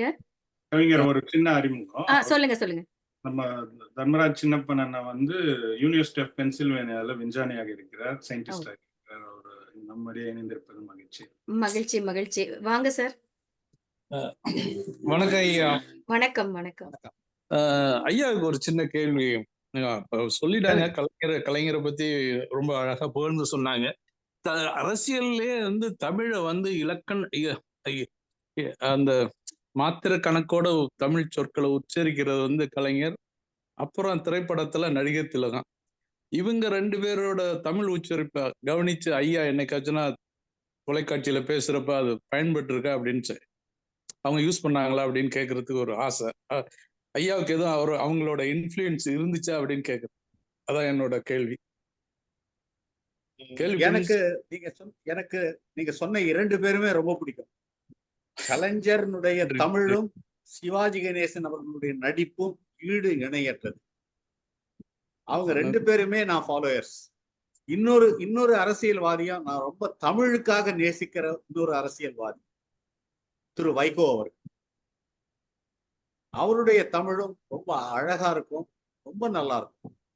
அவர் ஒரு அரசியல் கலக்காத ஒரு இலக்கிய பேச்சு 1 மணி நேரம் 2 மணி நேரம் பேசுறாருன்னா பேச முடியும் அவரால். அதுவும் கலைஞராலையும் அப்படிதான் பண்ண முடியும். ஒரு சில அரசியல்வாதிகள் அரசியல் கலக்காத இலக்கியம் பேச முடியாது அவங்களால. இந்த 2 பேரும் தான் அதுல வல்லவர்கள், கலைஞர் அவர்கள், வைகோ அவர்கள். நன்றி நன்றி. அருமை அருமை. கேள்விக்கும் ஐயாவுடைய பதிலுக்கும் நன்றி. அடுத்ததாக பெப்பின் அப்படின்னு ஒரு ஐடியில இருக்கிற ஐயா, அவங்க வாங்க, உங்களுடைய கருத்துக்களை தாருங்கள். பாலா அவங்களை அறிமுகப்படுத்துறதுனா நீங்க சொல்லிடுங்க எனக்கு. பெப்பின் அண்ணன் இங்க நியூ ஜெர்சில இருக்காங்க. பல வருடங்களாக அமெரிக்காவில் இருக்கக்கூடியவர். பல சமூக சேவை அமைப்புகளோட இணைந்து பணியாற்றக்கூடியவர். வாங்க வாங்க. மகிழ்ச்சி. வாங்க வாங்க சார். அண்ணா அன்மியூட் பண்ணுங்க முடிஞ்சா. நீங்க அன்மியூட் பண்ணிக்கலாம் சார். பண்ணி உங்களுக்கு கொடுத்துருக்கேன் பாருங்க, அதை நீங்க பண்ணுங்க. சரி. அடுத்து லதா அவர்கள் இருக்கீங்களா இணைப்புல? அடுத்து பிரியா. சரி, இப்படி கேக்குறேன், வேற யாரு பேசணும்? வேற யாராவது பேசணும்னு நினைக்கிறீங்களா? நாங்க நன்றி உரைக்கு போக போறோம். பிறந்த நாள் வாழ்த்துக்கள் ஐயா. நன்றிங்க, நன்றி, ரொம்ப நன்றிங்க. இப்ப நாங்க மறக்கவே மாட்டோம் ஐயா. உங்களுக்கு பாருங்க எப்படி நாங்க ஞாபகம் வச்சு ஆசீர்வாதம் பண்ணணும். கட்டாயங்க. என்னுடைய ஆசையும் ஆண்டவன் ஆசையும் எப்பொழுதுமே உண்டு. எங்க அப்பா உங்க பெயரை தான் என்னோட பையனுக்கு வைக்க சொல்லி 30 இயர்ஸ் முன்னாடி சொன்னாரு. சாரி, நாங்க வைக்கல, உங்க பேரை மன்னிச்சுக்கோங்க. ஏன்னாங்க என் பேரு வச்சா அதை உச்சரிக்கிறது கஷ்டம். ஃபாரின்ல இருக்கிறவங்க அதுதான் கஷ்டம். அதனாலதான் இப்ப வைக்கிறவங்க எல்லாம் மகேஷ், தினேஷ், சுரேஷ் அப்படிதான் வைக்கிறாங்க. ஈஸியா இருக்கும். இப்ப வருத்தமா இருக்கையோ வைக்காம போயிட்டோமே அப்படின்னு. நன்றி நன்றி. இப்போ நிகழ்ச்சியுடைய நிறைவுக்கு வந்துட்டோம். இப்போ நிகழ்ச்சிக்கு வணக்கம் வணக்கம் பேசலாமா அனந்தி மேடம்? வாங்க வாங்க. வணக்கம், வாங்க. லலிதா மோகன் சென்னையிலிருந்து. லலிதாம்மா வணக்கம், வாங்க வாங்க வாங்க. ஐயா செய்தி வாசிப்பாளர் அப்படிங்கறதுனால செய்தி வாசிக்க சொன்னீங்க. பாடகர் அப்படின்னு சொன்னதுனால பாட சொன்னீங்க. நடிப்பில் ஆர்வம்னு சொன்னத ஒரு நிமிஷம் நடிக்க சொல்லலையே. ஐயோ, நாங்க என்ன இங்க என்ன ஒரு வில்லத்தனம். நான் அமெரிக்காவுக்கு இந்த நிகழ்ச்சியில பங்கேற்கிறப்ப கட்டாயம் நடிப்பேன். கண்டிப்பா உங்க மேடையில் நடிப்பேன். எங்க பாருங்க, எங்க சார் எப்படி இருக்காங்க. எதையும் நீங்க எந்த பால் போட்டாலும் நாங்க அடிப்போம். மகிழ்ச்சி மகிழ்ச்சி லலிதாம்மா. அடுத்து லதா அவர்கள் கை உயர்த்தினாங்க. வாங்க. வணக்கம். 1 தரம் 2 தரம் 3 தரம். சரி, இப்போ நிகழ்ச்சியுடைய நிறைவுக்கு வந்துட்டோம். இணைப்பில் ஆரம்பத்திலிருந்து நிறைவு வரை எங்களோடு இருந்து கருத்துக்களை சொன்ன உங்கள் அனைவருக்கும் எங்களுடைய நெஞ்சார்ந்த நன்றியை முதல் தெரிவித்துக் கொள்கிறோம். இப்பொழுது நன்றியுரை வழங்க திரை அமெரிக்காவின் நிர்வாக குழு பொறுப்பாளர் வாங்க நம்ம பாலா அவர்கள் வருகிறார். 1 நிமிடம் பாலா, ஒரு ஆளை நம்ம விட்டுட்டோம், இதை விடக்கூடாது. இளமாறனை மட்டும் கூப்பிட்டுறேன். இளமாறன் வாங்க. இளமாறன் அவர் இன்னைக்கு பேச வச்சிருங்க அவரை. ஆமா, இளமாறனை விடுறதா இல்ல நானு. வாங்க இளமாறன். ஏன்னா பின்புலமா இருந்து எல்லாத்தையும் செய்யக்கூடியவர் இல்லையா நம்ம திணை நிர்வாக குழுவுல இருந்து. வாங்க வாங்க. ஐயா வணக்கம் ஐயா. மிக்க வணக்கம் மகிழ்ச்சி. இளமாறன். மிக்க நல்லா மகிழ்ச்சி ஐயா. நீங்க வித்திட்ட நிகழ்ச்சி. பெரிய வார்த்தையெல்லாம் வேண்டாம் ஐயா. நீங்க நீங்க திணையமைக்க அந்த 5ஆம் ஆண்டு தொடக்க விழா வந்துட்டு சிறப்பா பண்ணி கொடுத்ததுக்கு மிக்க மகிழ்ச்சி ஐயா. இந்த நிகழ்ச்சி ஏற்பாடு பண்ண கொடுத்த டாக்டர் சோமா இளங்கோவுக்கும் என்னோட கூட இருக்கிற சக தோழர்களுக்கும் பிரபு, ரவி, பாலா அவர்களுக்கும் நாங்க என்று அன்புடன் கூப்பிடுற நெல்லை அன்புடன் ஆனந்திக்கு மிக்க மகிழ்ச்சி. நன்றி ஐயா. நன்றி நன்றி இளமாறன். ஒருத்தங்க மட்டும் சிகாகோ பாரிதாசன் கை தூக்கிக்காருமா. ஆமாங்க ஐயா, பாத்தேங்க ஐயா, அதுதான் சொல்ல போனேன் பாலா கிட்ட. வாங்க வாங்க ஐயா. வணக்கம். வணக்கம். அப்போல்லாம் வந்து நியூஸ் வாசிக்கிறப்போ அரசு சார்ந்த அல்லது அரசுக்கு ஆதரவாக தான் பெரும்பாலும் நியூஸ். ஏன்னா அது பொதுகை வந்து அரசு தொலைக்காட்சி. அப்படி ஒரு கருத்து இருந்துகிட்டு தான் இருந்தது, இப்பவும் இருக்கு. ஸோ அந்த மாதிரி அரசுக்கு சார்ந்து தான் பேசணுங்கிற நிர்பந்தம் இருந்ததா, அல்லது ஏதாவது ஒரு காலகட்டத்தில் உங்களுக்கே கூட தெரிஞ்சே ஒரு நிர்பந்தத்திற்காக ஒரு தவறான செய்தியை கூட அல்லது வந்து உண்மைத்தன்மை இல்லாத செய்தியை கூட நிர்பந்தத்தின் பேரால் வாசிக்க வேண்டிய நிர்பந்தங்கள் உங்களுக்கு ஏற்பட்டிருக்கா? ஏன்னா இந்த கருத்து எப்பவுமே இருக்கு. ஏன்னா அரசு நடத்துகிற ஒரு தொலைக்காட்சி அரசுக்கு சார்பாக தான் பேசப்படுது அப்படிங்கிற கருத்து எப்பவுமே இருக்கு. என்னுடைய கருத்து, நான் பொதிகையில படிச்சப்போ அந்த மாதிரி அரசு கிட்ட இருந்து எந்த ஒரு இன்ஸ்ட்ரக்ஷனும் வராது. நீங்க அரசு சார்புல தான் பேசணும், இது செய்திகளை சொல்ல வேண்டும் என்று எந்த நிர்பந்தமும் வராது.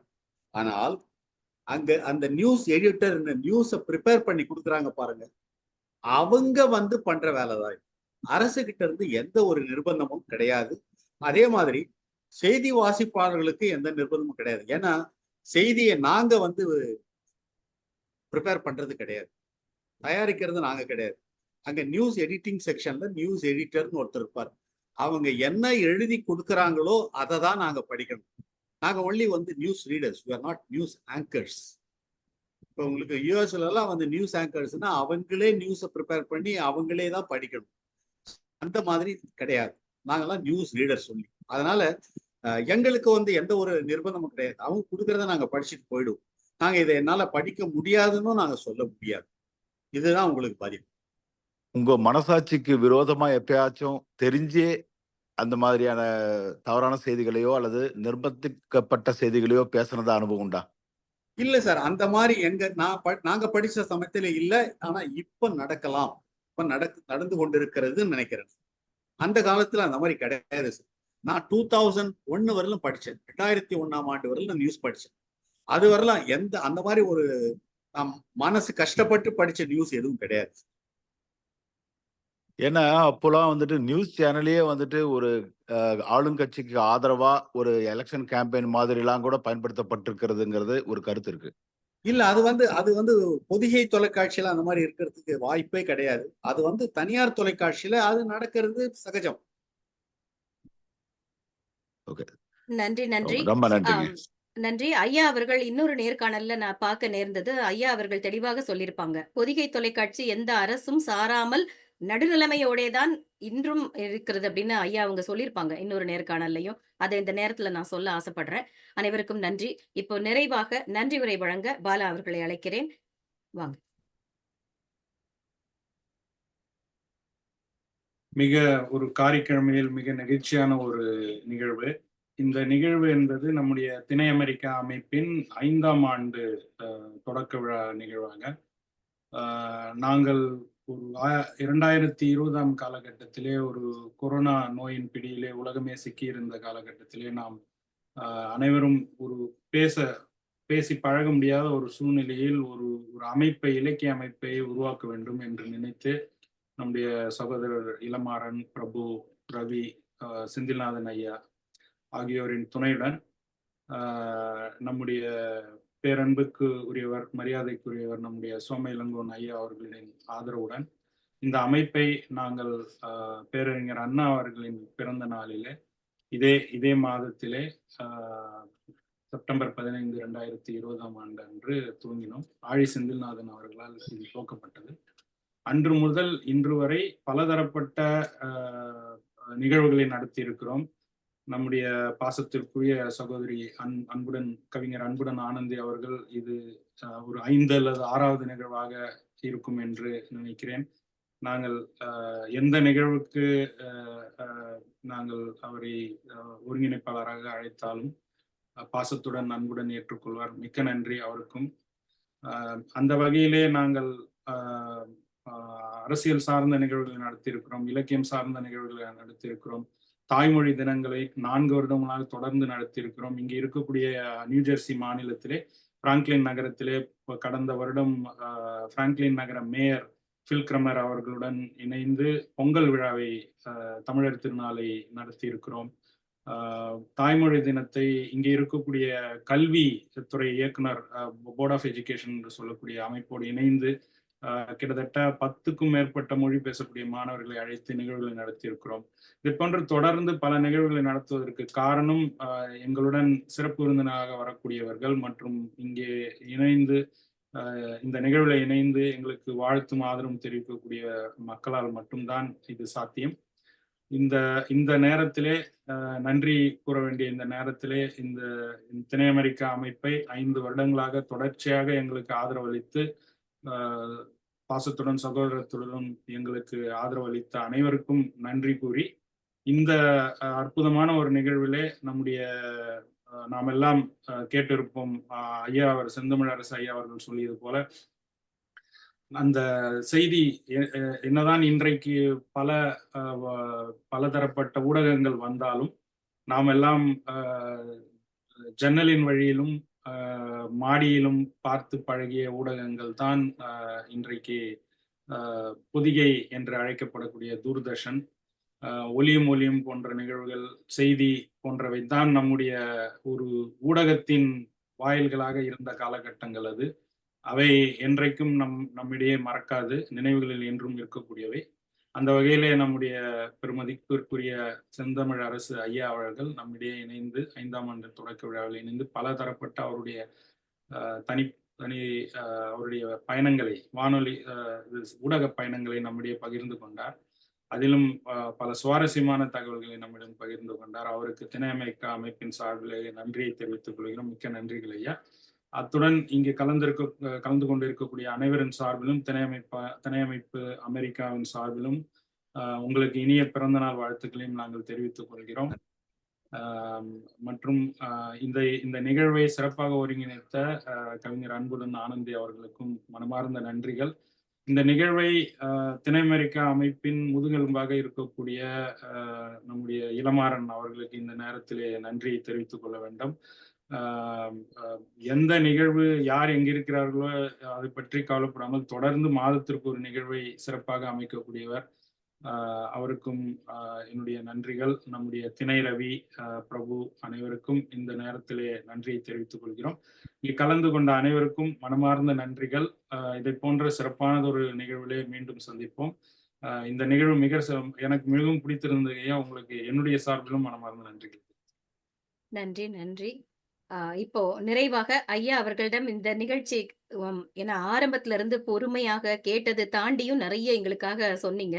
உங்களுடைய கருத்துக்களை சொல்லுங்க. எங்களுக்கு என்ன நினைக்கிறீங்க? உங்க அனுபவம் எப்படி இருந்தது எங்களோட இந்த 1 மணி நேரம், 1.5 மணி நேரம்? என் வாழ்நாளில் மறக்க முடியாத நிகழ்ச்சிகளில் இதுவும் ஒன்றாக அமைந்து விட்டது. என் மனசுல இருக்கிறதெல்லாம் எடுத்துட்டு வந்து சொல்றதுக்கு நீங்க தான் அருமையான கேள்விகள் எல்லாம் கேட்டீங்க. எந்த தூண்டுகோலா இருந்தது நீங்க தான். நான் இன்னைக்கு நிகழ்ச்சியில ஓரளவுக்கு நல்லா பேசியிருக்கேன்னா அது உங்களாலதான் ஐயா. அதுக்கு உங்களுக்கு மிக்க நன்றி. இந்த திணை அமைப்பு அப்படின்னு சொல்லிட்டு கடல் கடந்து வந்து இந்த மாதிரி ஒரு அமைப்பை நடத்தி கொண்டிருக்கும் உங்கள் அனைவருக்கும் என் தரம் தாழ்ந்த வணக்கம். நன்றி நன்றி நன்றி. உங்களை இந்த மாதிரி எல்லாம் பண்றதெல்லாம் ரொம்ப சந்திச்சது கஷ்டம். ஏன்னா இந்த மாதிரி நீங்க இங்க வந்து உங்களுடைய வாழ்க்கையை தமிழோடு இணைந்து நடத்தி கொண்டிருக்கிறீர்கள் என்று எண்ணும் பொழுது மிகவும் மகிழ்ச்சியாக இருந்தது. குறிப்பாக இளமாறன் அவர்கள், திருமதி அன்புடன் ஆனந்தி அவர்கள், பாலா அவர்கள், நண்பர்கள் எல்லோருமே, சோம இளங்கோ ஐயா அவர்கள் எல்லோருமே எனக்கு ஆதரவு தந்து என்னை அழைத்து எனக்கு இந்த வாய்ப்பு தந்தமைக்கு மிகவும் நன்றியை தெரிவித்துக் கொள்கிறேன். சிறந்தாழ்ந்த நன்றியை தெரிவித்துக் கொள்கிறேன். நன்றிங்க ஐயா, நன்றி. உங்களை பத்தி நிறைய தெரிஞ்சுக்கிட்டோம். உங்களுக்கும் உங்கள் இணையருக்கும் பணிவான நன்றியும் வாழ்த்துகளும் தெரிவிச்சுக்கிறோம். உங்களுடைய பிறந்த நாளுக்கு இப்பவே நாங்க வந்து அட்வான்ஸா வாழ்த்துக்கள் சொல்லிடுறோம். இனிய இனிய இனிய நன்றி, பிறந்த நாள் நன்றி, வாழ்த்துக்கள், வாழ்த்தி வணங்கி மகிழ்கிறோம் அப்படின்னு தான் சொல்லணும். நன்றி.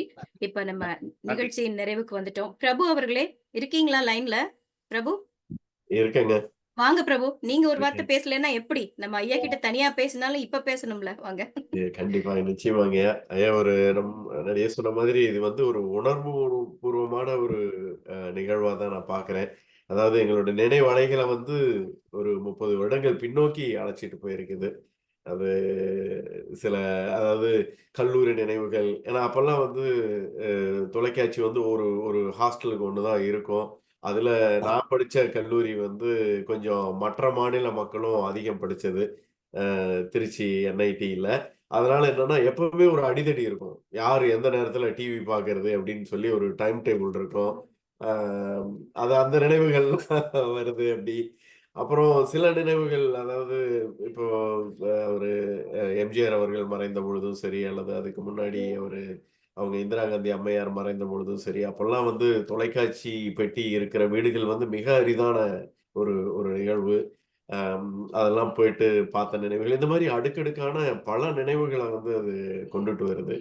அதனால மீண்டும் எங்கள வந்து ஒரு 30 வருடங்கள் பின்னோக்கி அழைத்து சென்றதுக்கு அ மிக்க நன்றிங்க ஐயா. அ நன்றி. நன்றி மிக்க பிரபு. நன்றி. நன்றி. நன்றி. நன்றி, நன்றி. இப்போ நிகழ்ச்சிய ரொம்ப எல்லாருக்குமே மன நிறைவாக அமைந்த இந்த நிகழ்ச்சிக்கு திணை அமெரிக்கா அமைப்பிற்கும் இந்த 5ஆம் ஆண்டு துவக்க விழா ரொம்ப அற்புதமா அது தமிழுக்கே வந்து நாங்க ஒரு ஒரு என்ன சொல்றது அடையாளமாக திகழக்கூடிய ராம செந்தில் அரசு ஐயா பேரு சொல்லும்போதே நான் இனிக்குதே அப்படின்ன மாதிரி அவர்களோடு இந்த கலந்துரையாடல் சிறப்பாக அமைந்தது. அவர்களுக்கு நெஞ்சார்ந்த வாழ்த்துக்களையும் வணக்கங்களையும் தெரிவித்து இந்த நிகழ்ச்சியை நிறைவு செய்கிறோம். அனைவருக்கும் நன்றி, வணக்கம். வணக்கம்.